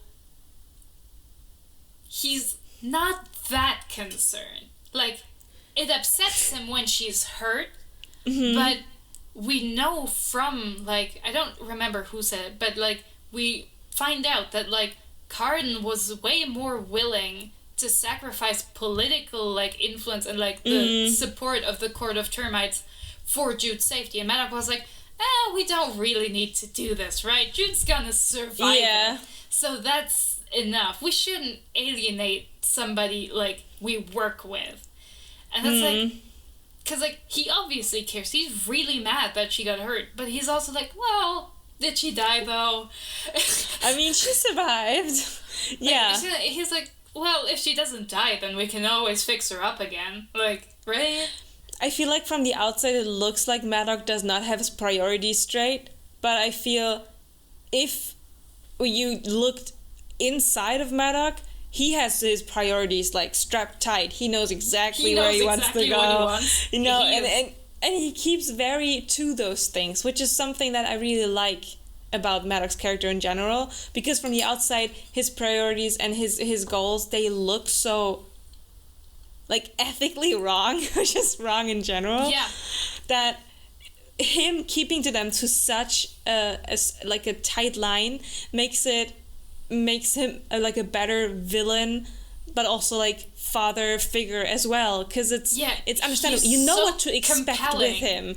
Yeah, he's compelling because he's both consistent and like the funny bit is like every time we see like the father peeking through and the man who cares, we're like, oh, maybe he's not that bad. See, he cares. He genuinely cares. He's not just like, oh, it makes me look better if I seem like I care. It's not manipulation. He does care, but he will never care more than his other for things. his own advancement. Yeah. It's like, he's like, I am my first priority, and then you're my second priority. But like, yeah. He's like, I'm not gonna let people walk over me. Not even if they're the children of my late wife. My late wife, whom I killed. Because she tried to walk all over me. It's like, I don't let people walk all over me. Yeah, honestly, he's like one of those... He could sell one of those self-improvement courses that go slightly wrong at some point, and they produce a line of narcissists. And like... Yeah, he really is. If you put your mind to it, you can get it. Pain makes you strong. Work hard and get results. Don't care about the haters. If there are haters, you haven't killed enough people yet. He's like one of those crypto bros who's like, you just gotta hustle, man. Even if that means like betraying your adoptive daughter and like killing a bunch of dudes. He's like, yeah, okay. Are you taking financial advantage of people who trust you? Sure, but in the end, you are rich and they're not, and that's how you win. How else are you gonna afford the Ferrari, huh? Yeah, he's like, oh, well, when I'm rich, I'm still gonna take care of my daughters, even though I took their money, you know? It's like, he really is just like, sure, I care for them, but like, if I have power, they'll be safe, but the implication is forever that as long as they do what I want, they're safe. But otherwise... As long as they don't, like, clash with my plan of getting that power, it's fine, you know? But as soon as they do something that does not help him or further his cause in any way, then he gets prissy. I think that, like... I feel like, on the one hand, making Maddox the basically... like main villain of the series, like he's the main antagonist for the, like in the third book, like he's like the main antagonistic force in the end, is a strange choice. Like I understand that it's like on the one hand it's basically one of these like, oh, self-recognition through the other Jude sees how much they're alike, but then there are key differences that she needs to realize to win. You know, it's like, oh, in my pursuit to best you, I have become like you, and I don't like this, so I need to be other. But I think that's also something the third book struggles with, is that Maddox just doesn't feel like Maddox should be the final antagonist to work against. I feel like a more compelling story would have been that because Maddox only wins at the end of the second book, basically, because Taryn works with him, but I don't think Taryn should be working with him. You know what I mean? Yeah. Because now that she's married, she doesn't quite need his protection anymore. She has a new allegiance. And he's so dangerous. And if Jude had just forged an alliance with Taryn, and they had gotten along more, I feel like, I don't know, it's just like, Maddox feels like a good antagonist as a final antagonist for the first book, but for the second book, for the third book, it doesn't feel right. I don't know. I feel like he could be a good antagonist because it's like coming full circle in a way. He doesn't need to be like the blown out villain like in the third book. Oh, this is my army, this is your army. Yeah. Kind of scope. But I do feel like it is befitting if the end would not be, oh, I defeat my villain, he's dead. I think that's the thing, right? I feel like if the third book was different, I'd be more okay with Maddox being but I don't think Maddox wanting to be like High King makes sense, right? I feel like he should be, he likes war, so I feel like he should be more of like a secondary antagonist who supports whoever can be on the throne and will let him fight. Yeah. Because he's fighting to basically be on the throne himself in the third book, and I feel like that doesn't quite work for his character. Because he doesn't want to rule, he wants to fight. Yeah. He's a general. He didn't want the crown for himself. He wanted it for Oak to have somebody else be responsible for most of the other stuff. I feel like it's his kind of way of saying, if nobody else, or if I see nobody else who could give me that kind of behavior from my king, I have to become king myself in order to get there. But I agree that it does, he would be better suited as a general, but that's what I think is genuinely his motivation in the end. Yeah, he's fuck it, nobody can do it like I can, because I do it best, so I'm gonna become king. I am the only bitch in this group project who does anything. Yeah. So I should be group leader. Yeah. I should get the best grade, obviously. I think that's just another extension of the third book being so strange, because it feels so unsatisfactory. I don't know. The way the story unfolds in the at the end, it doesn't feel right for Maddox to be the way he is in the first and second book. It just, I don't know. I feel like there should have been, because it doesn't feel like it's been planned out sufficiently. Yeah. I can totally, I get it. I think it's satisfying enough when you read the second book to be like, oh, Maddox got one over Jude in the end. But I also feel like I don't think it's very satisfying that, Jude ultimately wins over Maddox without significant support from Taryn and Vivian. Because I don't remember them being that important. And, no, this is about the third book, but, Taryn is such a plot device. She is. She works with Maddox in the second book at the end for no good reason, I feel like, for her. Yeah. Because, sure, she that's her dad, and that means he always will have influence over her. But she is married. She's married to a man who's influential in the court of the king. Who has a position at court. She's fucking betraying by helping Maddox. She has no reason. That it doesn't make logic. Like, it doesn't feel like it makes sense for her, who's always been like, oh, I'm going to, endear myself to people in power to be safe, to work with Maddox in this. Yeah, because I mean, that's the two options that Jude presents basically in the first book. She's like, either you manage to find a husband who like takes you under his wing and then you're safe because you have to find a good husband, like an influential one, or you become a knight at court. That's like... Either you try to fight or you try to convince somebody to fight for you.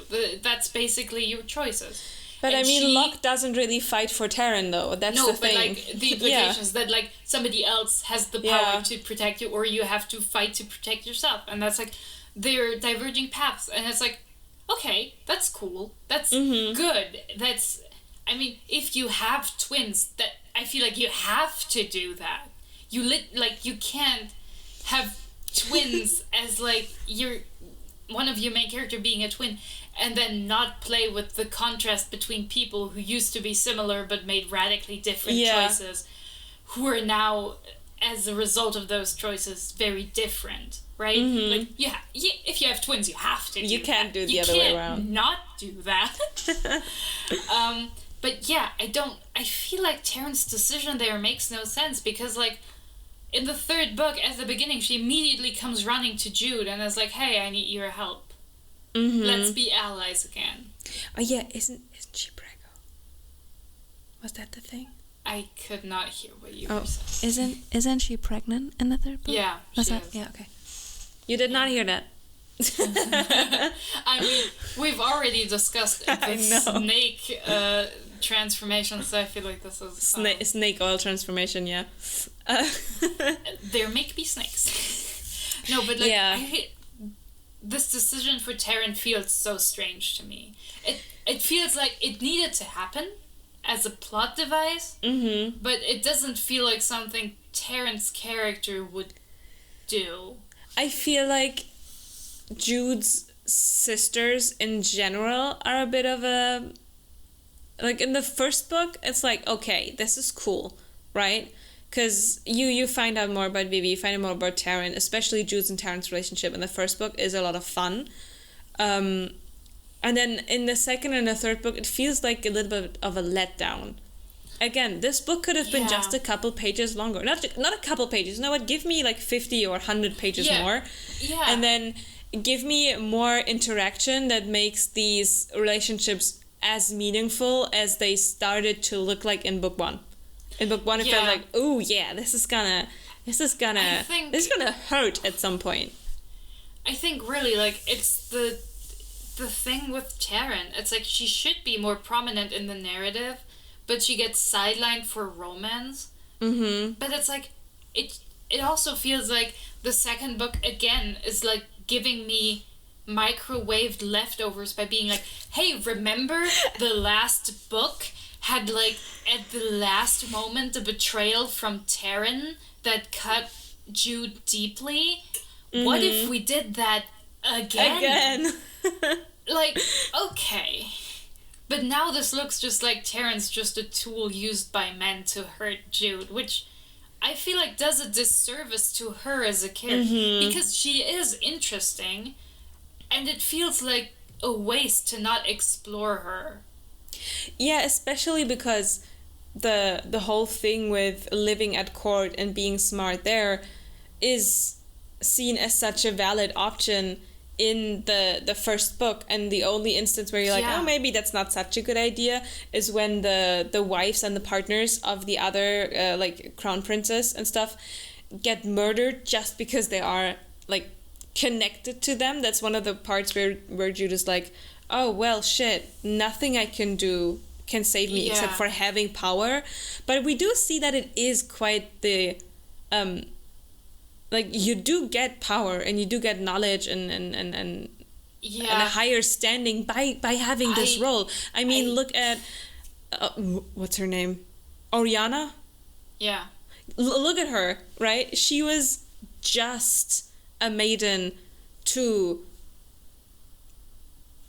She was a friend to a maiden of a prince, basically, but she was at court, and she did have power. I think she was also one of like the king's lovers for a while. And she was his mistress for a while. That's true. Yeah.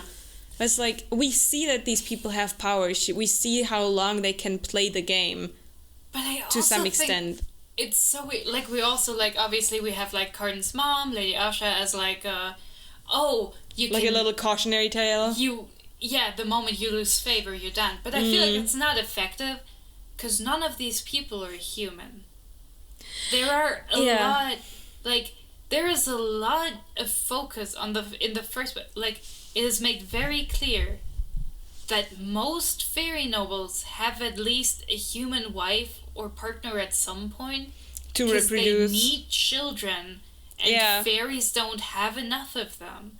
So it is strange that we don't have at least one court scenes where there are several humans there, if only as eye candy and as like, they're just there because like some fairies liked them enough to want to have children with them.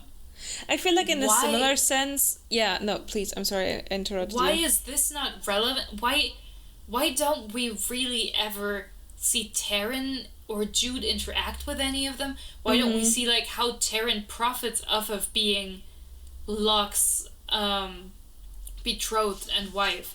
Because like they're at one party, like they're at one like party in the Great Hall together or whatever, and that's that. We don't really see much more of it, and it's like, why don't we see more of this? I feel additionally to that, why do we not see? I mean, with Jude, she's like feisty and she doesn't really like people getting closer in that kind of way. But why do we not see more people go after Taryn or after both of these humans who already live in the fairy world, who already are accustomed to the traditions? As a fairy dude, you could be like, hey, these two are right here. I can, Maddox would be my father-in-law. They're not just humans who live in the fairy world. They're the children of the general. High General Maddox, who is super influential and who loves them. I think that's very important. Like, they mention how rare it is for children, even of the gentry who are human, to be educated and like actually included. And it shows how highly Maddox favors them, which should be catnip for any person who's like, girl, that's free profit. Like we can work with it. This is like easy fucking fodder. Like it should be. They should have so many people trying to like worm their way into their lives, like even if just to manipulate them and profit. Like obviously. I can't believe that Dane was the only one who was like, wait, I can just use this little bitch, like I don't need like I love that he was the only one who was free like worker. Like in all of the 100s of years that this fairy realm already existed, he was the first one who was like, you can lie and I can bewitch you. Yeah. Let's make a deal you can't say no to, like. Yeah, I mean, in fairness, like, it is a little more nuanced, because, like, there are other humans who obviously work as spies, but... Yeah. Jude has access to the gentry and can legitimately, like, get useful information, like, from places that only the gentry has access. Where it's like, okay, otherwise I'd need to find somebody else in the gentry, but, like, fairies are more difficult to handle. Whereas Jude, I can just, use. Yeah. And she's desperate to get be used, recognition. Actually. Yeah. So she'll work for me, but, like, I don't need to make much of an effort to convince her. But, like, yeah, generally it's... I mean, I think we've discussed this before, but, like, the top contender for the throne had a spy network of 3 people before he added her. I don't know about that. Also, I still can't get over the fact that it's like nobody has taken a good look at Dine and Oak and been like, it's really funny. Like, yeah, he looks literally like a miniature Dane. And it's like, and nobody thought, wait, that woman, she was really good friends with that one mistress. Like how honestly, I can only put it on the fact that since fairies can't lie, and Meta was like, well, that's my son. People were just like, okay, yeah, we're just gonna go with it. Like, maybe green and blue makes golden hair and horns. Who knows? He could be from anywhere, really. I mean, yeah, maybe they picked him off the side of the road. Yeah, does he remind you of anyone? Nah. Nah, not at all. That other guy is like super tall. Like, no, they're not related. No, don't you see? This guy's like 8, and Dan's like 300. They can't be related. They're not like. They're totally different. But Jude's plan for like Oak is also stupid. Like, yeah, it feels very short-sighted, but I'm also like, this feels like something a teenager would come up with. That's true. So I will let it slide. Like, the funny bit is like, I have seen like in more like negative and critical reviews, a lot of people are like, God, Jude is so stupid and she makes such bad decisions, and like she thinks she's like she's portrayed as like a master like manipulator plan, and I'm just like, did we read the same book? Jude is constantly stressed over not knowing what the fuck to do. She's constantly like, well, I don't know what to do, so we gotta do something though, so she has no idea what she's constantly trying to fix things that are results of things she's done before because she didn't know what else to do. Like, I feel like this is such a difference to, for example, Lightlark, where we're being told that Isla is a lot of things, but we never see that in action. In The Fog of the Air, we see Jude juggle. She has like moments where she's close to panic attacks. She's scared shitless. So traumatized. She's so stressed all the time. She is constantly scared. She worries constantly that everything will go wrong at any minute. She's so paranoid as well. She's so aware that she has no idea what she's doing. The fact that anything works out for her is fucking crazy. It's a miracle, honestly. Yeah, it's like, even if something goes right, it immediately goes wrong. And on that front, it's like, it's totally understandable that she's like, okay, yeah, Carden, I will marry you, because at least then it feels like I finally have time to actually think through stuff and like take a breather. Yeah. But like, I honestly feel like the marriage scene should have, I don't know, been somewhere else. I feel like they should have gotten married after she was, like, I feel like emotionally it would have made more sense for her to agree to it right after she came from under the sea, like when she came back up, because then she'd be like terrified and scared and aware how like tenuous her grasp to power is, because like the moment she can't tell him what to do, there's nothing for her to do. But if they're married, then like he also loses out if somebody else has control over her. That's not good for him. I feel like it would definitely have made sense, because when he does do his big confession, it is, you know, tied to that moment with Baelkin and like her getting kidnapped and stuff. So it would make a lot of sense for him to go, hey, this is the situation, this is the deal, and I'm gonna prove to you that I do genuinely love you, because I'm gonna marry you right here on the spot. I do agree that it would have, if the marriage had been earlier and like added to that them like giving up, or Jude giving up that power, it would have been so interesting to see him doing things that make her trust him. So it's even more surprising for both Jude and the reader to go, And he does what? She can also feel worse about killing Baelkin when he explicitly asked her not to, right? Yeah. Like, then she can feel worse for betraying his trust. Like, that he's already set in her for a while. He wasn't just like 5 minutes ago like, okay, yeah, let's get married. Because additionally to the Baelkin situation, killing him while still having power over Cardan gives her the opportunity to like save her own skin. Because she can just say, Cardan, you can't hurt me right now. You can't do this. You can't do that.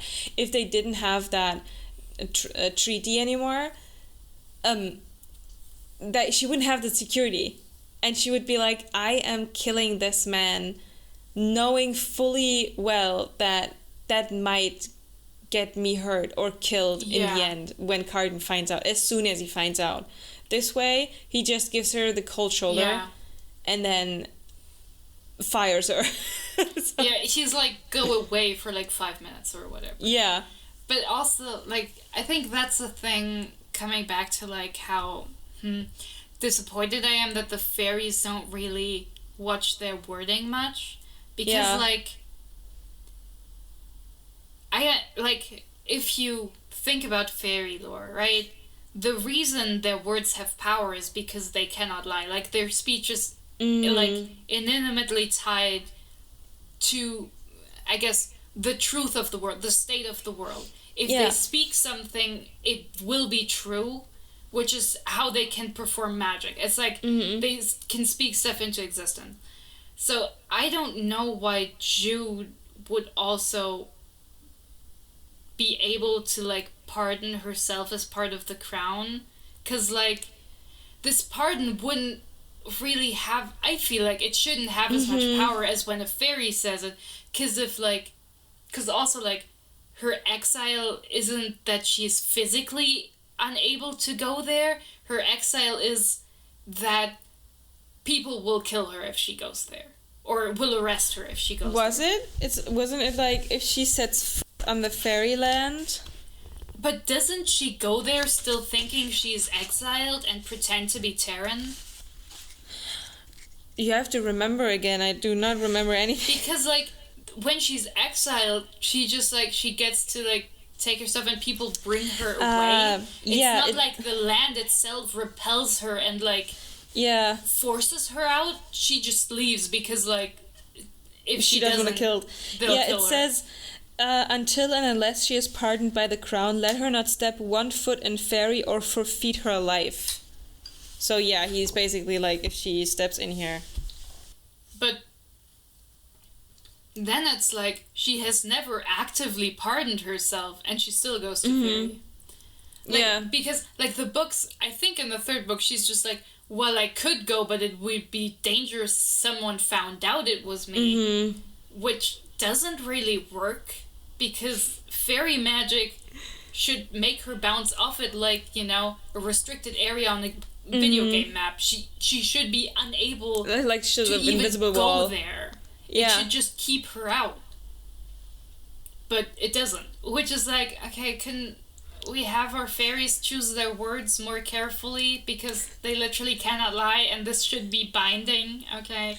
But I mean, he doesn't want her out. That's the thing. If he genuinely wanted her out, then he would probably. I also feel like maybe. I mean, you could say that, like, oh, off screen, the moment, like, he got home, he was, like, sitting in his bed, hugging his knees because he missed her and was like, okay, I forgive you, Jude, it's fine, I don't want to do paperwork. Like, I don't know. Like, you can, Where's my secretary? headcanon that if you want to. And I mean, I guess there's also, like, the letters he writes her. Maybe in one of them, he's like, oh, I pardon you, please come back, please don't be mad at me. But still, I feel like this is not effective storytelling. It feels like a waste. It feels like I like the fact that in the end she doesn't figure it out and she kind of like brute forces herself into it, basically. But it would have been fun, I'd say, if she had to figure it out genuinely, and only then would she be able to come back. I think I would have preferred if she had been more upset about it. Like, I understand that she's, like, shortly afterwards, she's depressed, and it feels like shit, because she's like, I worked so hard, and then, when and I also, thought I had you know, everything, there's those I lost feelings it, as well. all of it. Which is fair. This is totally, especially, like, there's only so long, like, anger can carry you. She's traumatized as shit. Of course she's gonna be super depressed. Like, of course.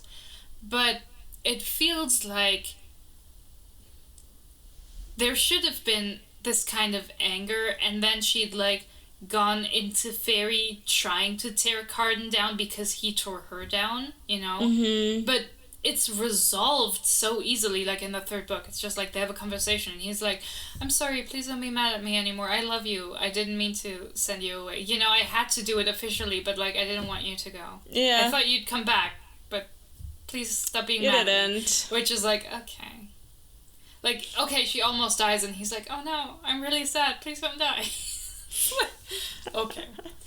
I think that's just something I personally think is kind of lacking, because it's like such an integral part. Like, why would you want to write about fairies specifically if you don't want to have fun with them having to tell the truth, and the truth having, like, words have power because they cannot lie. So I feel like Jude forgiving herself, like, being like pardoning, I guess could work, but I also feel like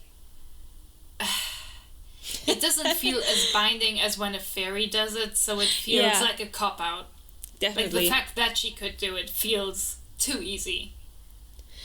I feel like, especially considering that we, like, kind of switched the script on the fairy human thing with her and Carden, where suddenly she is able to tell him all the things he has to do, it would have been very, very more word salad. It would have been fun, very fun, to see her genuinely struggle with giving as precise and loophole-free instructions as fairies are used to doing every single day, because they have these geezers on people. That's how all of them talk. Like, they constantly have to lie. Yes, and the thing that's a bit frustrating is that Holly Blake does focus on this a lot in the first book, or at least momentarily she has these moments where it's sometimes. like, ooh, okay, yes, this was very good. Yeah, this is the material I need.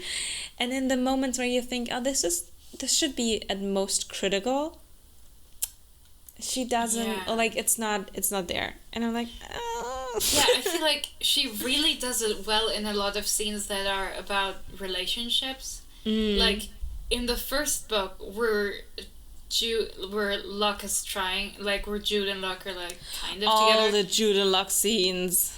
There it's very good, because, like, when she's like, oh yeah, it's fun pretending with you to be in love, and he's like, oh, we're pretending. He never says he cares or that he isn't. Like, he's never, like, but he's like, we're pretending. He's always like, he's just like, wait, you're also pretend. What are we doing here then? If you're also like, or like with the Carden, like, there are so many good moments where she, like, weaponizes it against Carden. I mean, Holly Black does, where we have good, like, tense romantic scenes where, like, he's like, oh, have I told you how hideous you look tonight? And she's like, no, tell me. And then he's like, oh, I can't. Which is like, aw, cute. Yeah, look at like, you. Where, like, she forces him to tell, like, her what he thinks about her, and he has to be honest. Like, he literally can't not lie about it. And he still, like, tries to weasel himself around the answer. Yeah, and it's just, there are good scenes, and it's like, Holly Black clearly knows how to work with this effectively. But for a lot of the book, it's just like, okay, yeah, but it would have, like, I'd have to think way more about this if I wanted it to also do this, so we're just not thinking about it. And the thing is, with Maddox, it works so effortlessly. Yeah, like, because he's so fundamentally honest, but he's so fucked up. He's like, of course I love you, of course I want you to be alright, but I don't need you to be alright. It's like, you know? He's like, I want please you to be lying to me. Yeah, it's like, I love Taryn and I love Jude. And, like, I think Jude is, like, a really good strategist. And, like, working against her is, like, challenging. And she's good at this and I want to work with you, but I don't need to work with with you. If you're in my way, I will dispose of you. Sure, I love you. You are just a human child. Yeah, it's like, I love you, but I don't care enough about love for it to be more relevant than either my drive to violence or my wrath. It's like, I mean, we have this in the first book where he kills her mother. It's like, he clearly, like, he feels bad about it afterwards. He's like, oh damn, I didn't actually want to kill her. I wanted her to come back with me, you know? Because that's my He's wife. like, shit. Who I care about. And then he's like, fuck, I didn't, why did you make me do this? Oh no. It's like, yeah, no. He's like, who put that sword into my hand? I wasn't doing anything. He's not even trying to be flowery. That's the thing. He's like, he's not even playing games. Yeah. He's so straight up about what he wants. Sometimes he'll not mention that he has a scheme going, but you know exactly what he wants. You might not know exactly who he works with, but you know what he wants and you know how he'll get it. Like, he's never trying to play games. He's so straight up about everything. About where he wants to go. Yeah. He is good at scheming though. Like, he's not written as like this bumbling idiot who has he's more not just a ball of anger and more violence. muscle than brain. Yeah. No, he's a general. He knows how to plan. He's like, I know how to plan a campaign and I know how to win and I'm good at this. It feels like he's not playing a game, he's playing war, basically. Yeah. And for him everything is a battlefield, everything is a fight. So he treats it like that. And the disparity between his way of looking at things and how other fairies should, or you would expect other fairies to look at, sometimes it's not as clear, I think. I think one of my favorite fairies would be Locke, because he feels like that conniving little bitch. You know, like, he feels like he's relishing in the fact that he gets to play these two girls, that he gets to be the best friend of the prince, and, you know, at the same time he does have a tragic backstory, but, you know, he's just vibing in his vile little world. Yeah, and that's like, I don't even like, I mean, I don't like him as like on a personal level. I'm not like, what a nice guy who I'd like to hang out with. But he's so consistently well written in what he is. I can't even be mad about him for being an amoral piece of shit, because that's just not, he's not a person in this way. Yeah, he's a force of nature. He's like interested in stories and he loves drama. He feels like a genuine fae. Yeah, he's like a messy bitch, and literally that's all his priorities will ever be. Like, and like, that makes him so interesting. Like, I understand that a lot of people who are like very emotionally invested in like the stories and characters are like, I hate Locke, he's such a piece of shit. And I'm like, okay, yeah, I get that. I mean, I don't feel that strongly, but I very much understand why Jude fucking hates him. It's so funny, because like, and why Malak doesn't like him either, because both Jude and Malak are fundamentally straightforward people.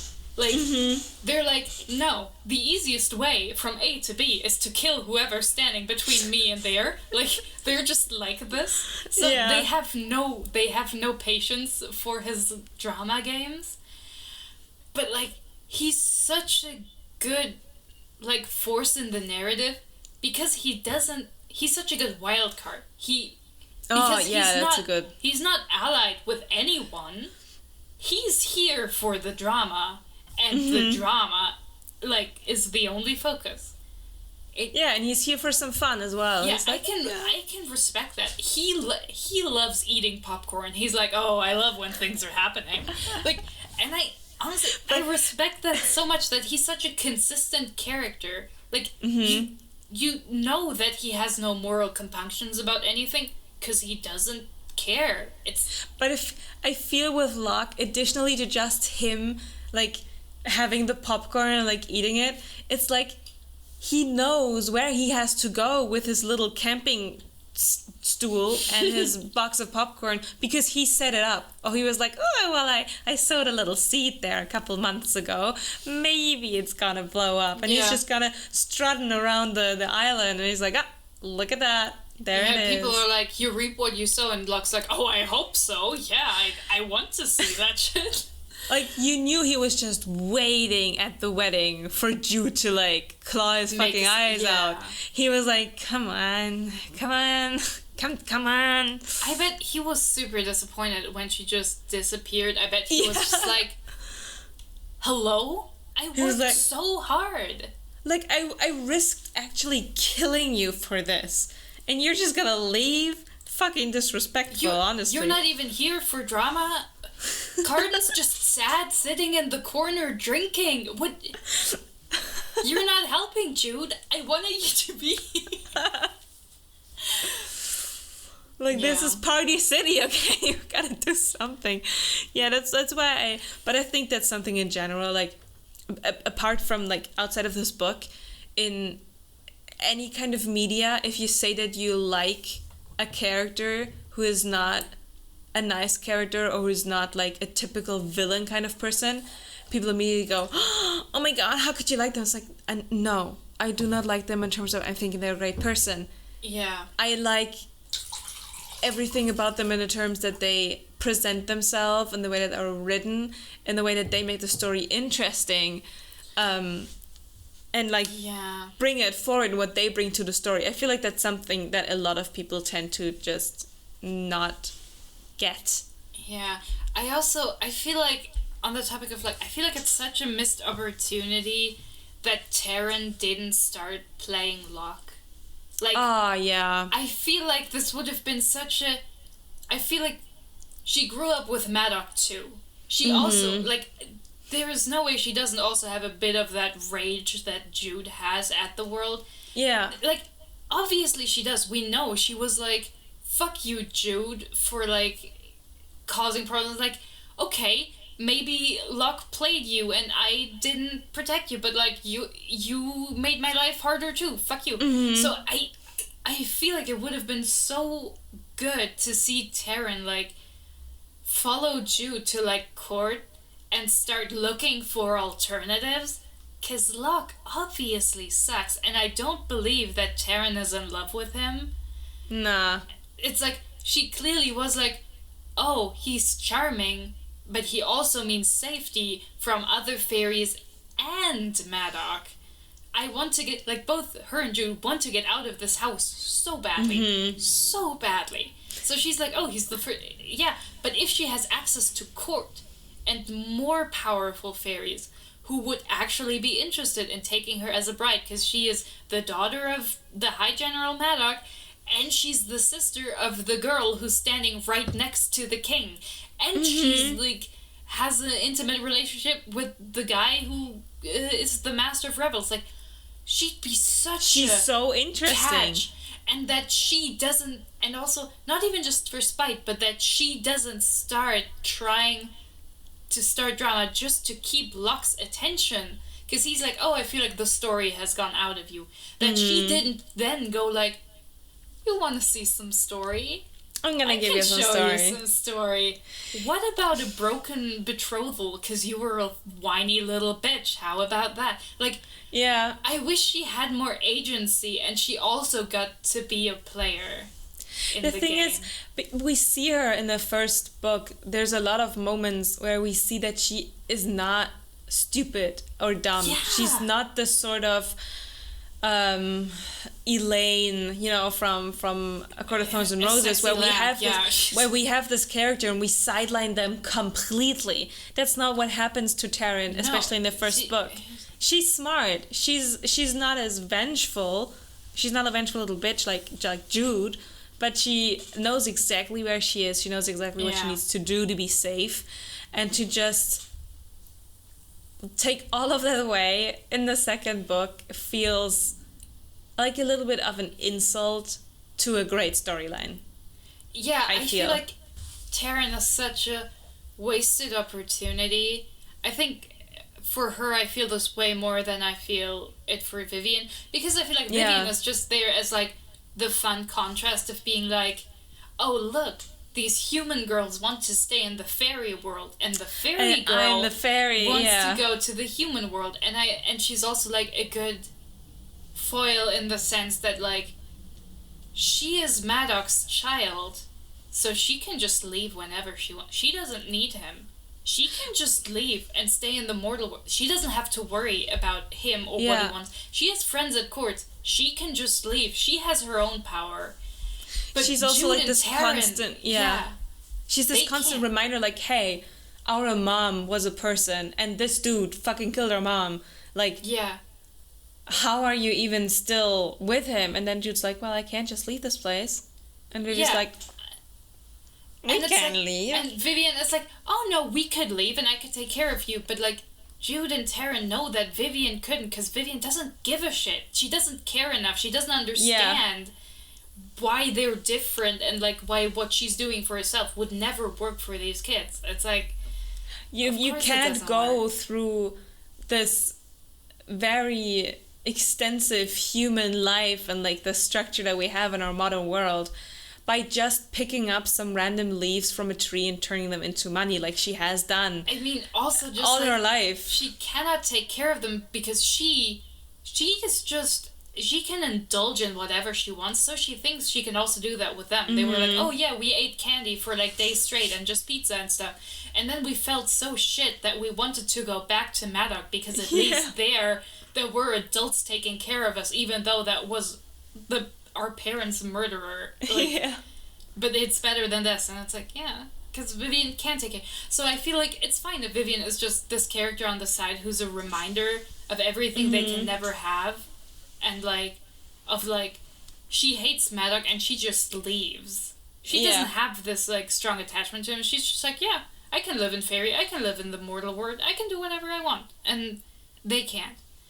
And while I've been thinking about like how wasted Taryn is and how like boring, for lack of other words, the like underwater interlude was, I feel like I've been going back and forth if like the Cruel Prince would have benefited from being multiple POVs, because it tries very hard to have several people have key moments, key effects on the story. So I don't know, because like of course Jude is the main character and Jude is there for most important things, but especially, and in the first book it works very, very well, but in the second book it doesn't as much. It feels like the story would have been way stronger if other people were also, if we could also see information from other people to work with. But also I feel like there's not enough scenes where we need other people's POVs for the story to be much better. So it would be weirdly unbalanced. I'm like, I don't know. Like, I feel like if you were to go with multiple POVs, it would have to be Jude and Taryn and nobody else. And you would have to make them both incredibly unreliable narrators, so that when you're reading each POV, you're like, I can't trust any of these girls. I don't know what's happening with any of them. Because then I think it would be fun. I feel like it could be really good if we had both of them. And I also feel like it would have made the first book stronger if we had both of them. If Taryn were allowed to be more important. If we could have seen like parallel way they see try situations to get more power. Of course, then you'd have to be very careful about how you write Locke into it, because like you could have had a lot of like Taryn POVs where like she's come back from like a date, or she doesn't even in her head mention who she's like doing something with, and like you can gain like information from like the surroundings, like if she ever mentions like the moth-eaten gowns or something, and then you could like connect it if you were paying attention, and it wouldn't be a super secret, and you could be like, oh no, you had like an inkling, and you're like, oh wait, no, this could be like it would have to be subtle where like the reader is like, oh, I think that's not too on the nose, where the reader is like, okay, it's obviously Locke, but where the reader feels intelligent for guessing that it's Locke, and you just feel the dread building, and like have like Taryn and Jude's interaction be more suspenseful. Because like but that would have been so and good. you also don't have confirmation. Like it could feel like red herring, where you're like, okay, but is it really Luck? Because like it would be a bit too easy. Obvious, but it could also be someone else. Where you could also play up like the similarities between like Locke and Carden, where it's like they're both neglected children, so there are a lot of things about them that are the same, and you could have conversations Taryn has where it's like talking about like their parents' absence or whatever. Like you can work with a lot there. I feel like especially book 2 would benefit from the POVs, because if we went into fantasy land, right, and we would imagine a book like you just described, then while Jude is underwater, you could not only tackle like Taryn's like difficult feelings about the situation of Jude being underwater and like out of the way, but also in danger, and her going, how much can I earn for me right now while Jude isn't here? How much of an like advancement can I get before she comes back, and maybe I can manage to outrun her in some sort of way. It doesn't matter whether she ends up queen or anything, but I'll be the one who like has some favors with Maddox. I'll be the one who managed to convince Carden and like got a little bit of a deal out of it, or stuff like that. I think that would have been really, really fun and interesting. Yeah, I also think that like, especially in the second book, a Taryn POV would have given us, and also a bit in the first, but like given us such good insight into the family dynamics, and given us insight into what Maddox is like when he's not interacting with Jude in a high stakes like conversation at court. Yeah. Because right? I think that would be so interesting. And I would also actually really appreciate like seeing Jude and Taryn's relationship from Taryn's perspective. Because like we can imagine a lot, but it's not spelled out. And I am not doing fucking homework to get more of a book series. If you have like short stories on the side, they should be supplemental. I shouldn't have to read them to understand a character. I'm refusing to do more work and trying to hunt down information about these characters so I can get more out of these books. That's not... Yeah. If it's not in the books themselves, I don't give a shit. It's... Did I ever tell you about this one book that I was really excited to read, like the one with the hotel? Yeah. And then you get to the end of the book and there's like, by the way, the second part of this book is this blog where the author uploaded all of these extra stories that will tie the story perfectly together. And I was like, I'm not gonna visit some guy's blog. I'm not. Yeah, and I'm read not doing short homework. stories there. It's like it's the same as I do with like. What was it? This is my feelings about ACOTAR. I'm like, I refuse to read anything past the trilogy. I'm not doing this to myself. Like, I don't care what kind of lore or backstory or character development anyone gets after this. I'm not incorporating this into my judgment of this series. Fuck you. I'm not doing it. I don't give a shit. I refuse. I am not doing it.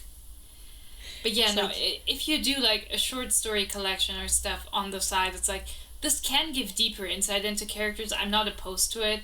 But if I need this to understand a relevant character's motivation for important plot points, then you didn't write your book well. I am not doing it. Yeah. It should always add to the story and not like be in a way that it's essential to complete like, the equation. You know, I was like... Yeah, I'm not paying extra for some important nuggets of information. I'm not doing it. Yeah. It's not even the paying extra, it's the going out of your way to read it. Yeah, that's also, like, I'm not making the effort. Like, if the books don't speak for themselves, then, like... Yeah. Why did you write it? Like, you could have written this into the story if you thought it was so important. Why didn't you? I recently read Secrets of Thorn Manor as well, and it's like... I felt like it was a perfect little novella side story at the end of the story, because there was nothing that satisfied kind of like my curiosity of things that had still been left after the first book. that was not the case. It was the perfect little story to kind of like, sit on top of it like a cherry on top. It's just a nice little side story where it's like, oh, this is cute to read, but it's not worth a full book. It's like, it's a novella. It's like, it's a fun extra little thing. Yeah. And you should not have to read a novella for the rest of the stuff to make more sense. I guess that some people are a bit more, like, have higher standards or higher expectations of a book. You, for example, opposed to me, I'm a bit more easily pleased with that. But if it comes to the point where it's noticeable in a lot of reviews and other people who are saying this character is lacking something, and no, you can't convince me to read the short story just to like this character. Then it's not the case of somebody being picky or somebody being like extremely, oh no, I'm a literary, judger of the extreme. It's just not good. Listen, I don't like,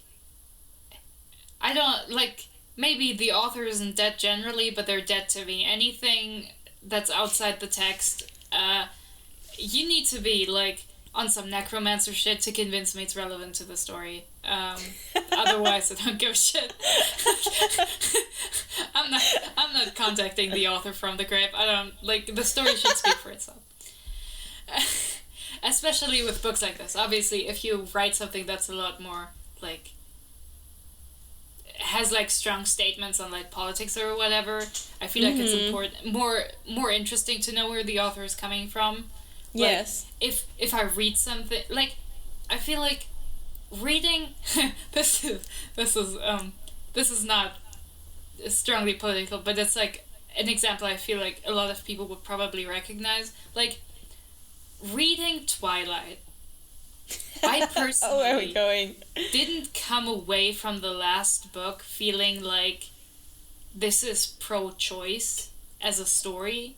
It feels like, oh, that character happened to be pro-choice and was like, even if this pregnancy kills me, I want this baby, because that's my opinion. But like, knowing that like Stephanie Meyer is a Mormon and like obviously anti-choice is like, of course, like, adds a layer to the story. But I also, like, I don't know, as maybe this is also because like I was like 12 or whatever when I read it. I don't remember when this came out. I was probably like 14 or something when the last book came out and I read it.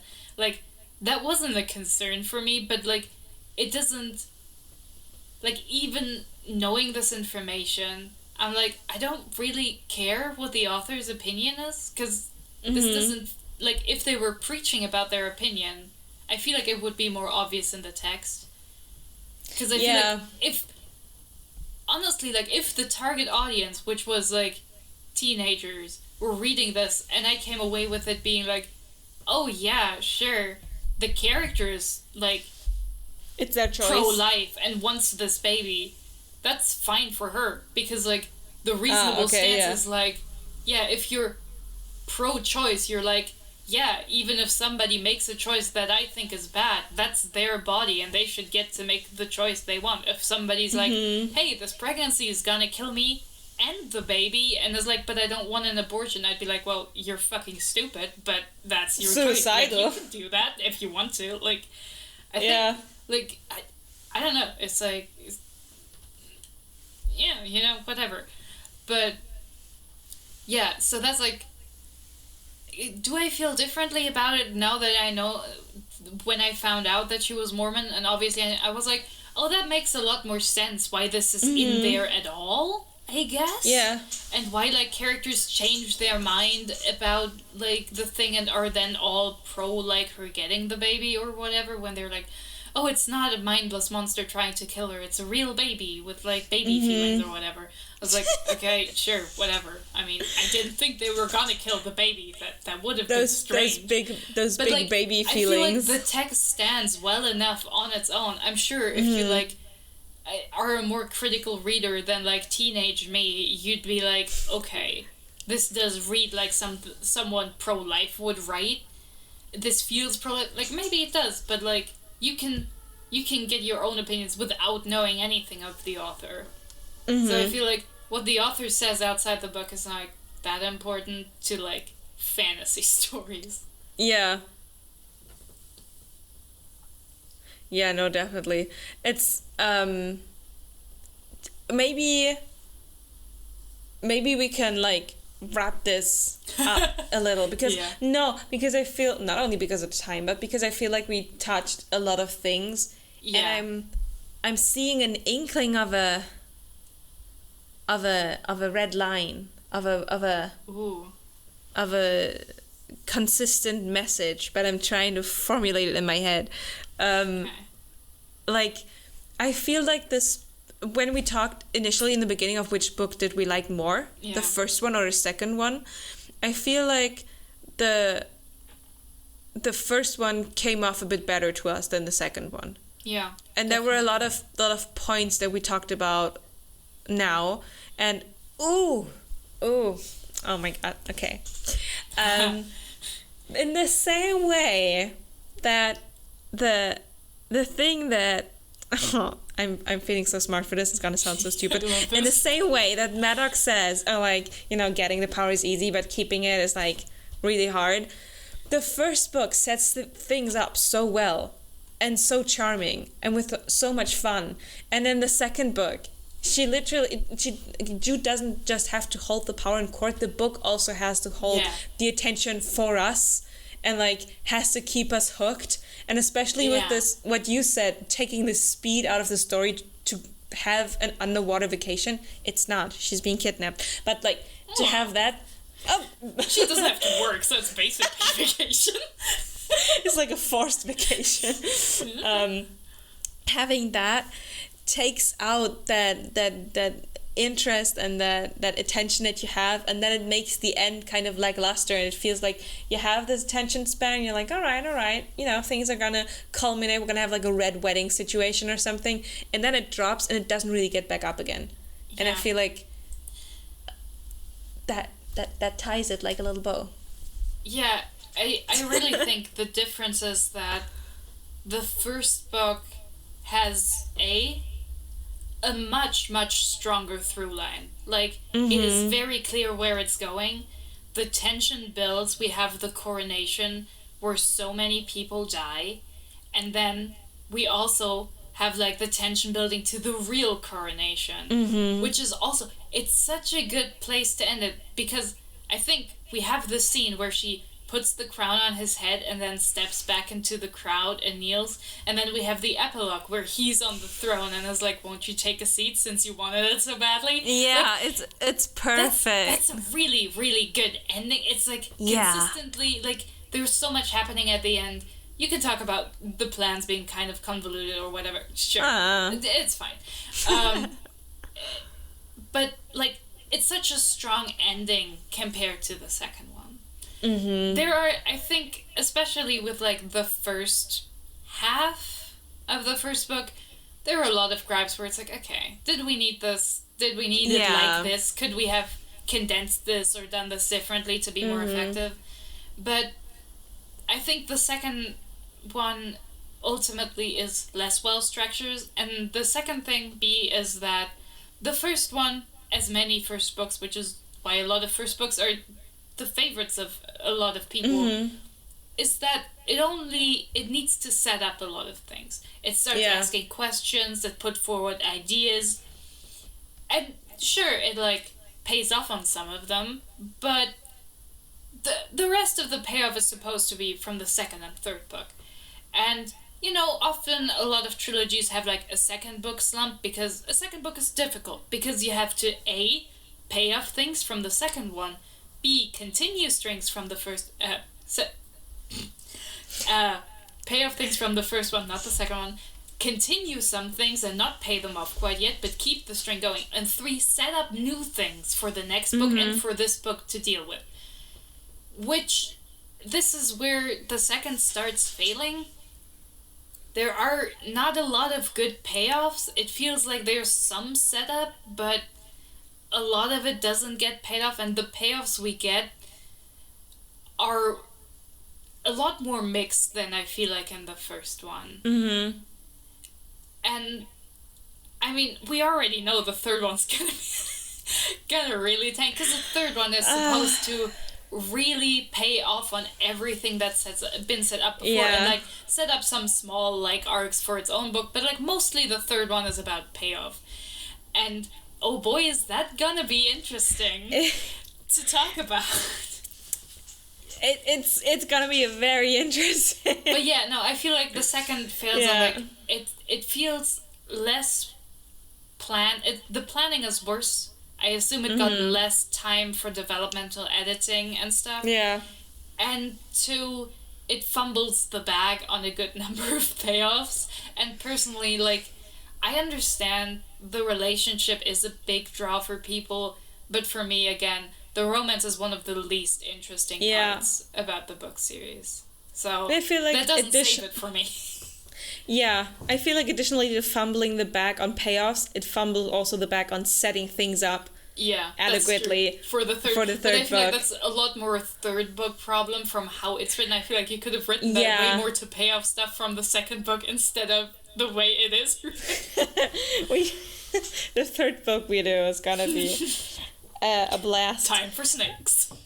So, to finish this up, your rating on the book out of 5. I think the second one is a solid 3. The first one's a 3.5 for me. Like, I do kind of sometimes feel bad about the way but like most books I read will just be a 3, because a 3 is good. A 4 is better than good, and a 5 is really good. It's not a 2. A 2 is like... a 2 is already really icky. I mean, yeah, I'm kind of disappointed that you can't give 0 stars, but like, a 2 is like definitely worse than average, and a 1 is horrendous. But I also feel bad about giving some books a 1, because I'm like, this is way worse than some other books that I gave 1 star. But yeah, I think this is a 3. It has like really good parts that I really like, and it has a lot of parts where I'm like, this is not great. Yeah. I don't remember what I gave the first book. Shame on me right now. I think you gave it 4 stars, maybe. I think I also gave it 4 stars, because for me, there's also a lot of times, like, what goes into the rating is how much fun I had reading it. And if it entertained me, it can be a very bad book. Like, Crescent City 1, it should not deserve the rating I would give it in my head if you looked at it from, like, a literary piece of work. But I enjoyed myself reading that book like I would enjoy watching trash TV. It was fun in that sense. So for this one, I did not have as much fun as in the first one. So I agree with the 3-star rating. And it does pain me a bit more to give books a 3-star rating. For me, this is already like, oof, I'm kind of feeling bad of giving it 3 stars. But in the end, if you compare it to the first one, there has to be a subtraction there. Yeah. I feel like the thing is, I feel like the 5-star is so restrictive. I would prefer 10 stars. I feel like that's more accurate. Because then you have like a distinct difference between its average, it's a 5, and it's 3 out of 5, which would be a 6, you know? Because like a 5 and a 6 have very different vibes to me personally, being like, oh yeah, this is average, and like, oh, this is above average, you know? This is a 6 out of 10. Maybe. I don't know, I kind of like the 5 stars. But I understand where you're coming from in that regard. Well, with that being said, I would still recommend it. I feel like if you read the first book, you should definitely read the second and the third. Because they end on cliffhangers in a way that would be very unsatisfying to not finish the series. Yeah, if you like the first one and you enjoy Holly Black's writing, I don't think you will not enjoy the other two. They are fast-paced. They are not super long. They're easy reads. They're like entertainment. There's a lot happening.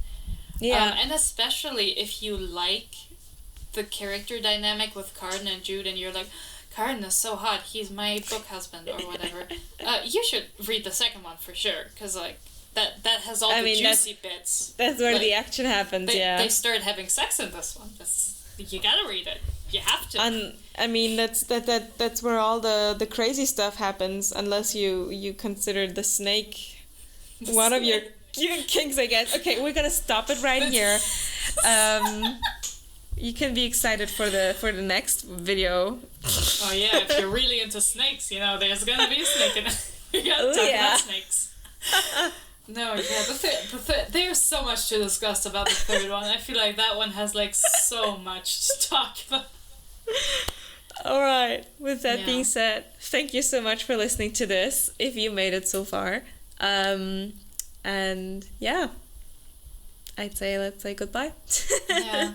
Let's hope we see you in the next episode, or at least in the episode about Queen of Nothing. Please. Alright, bye-bye. Bye.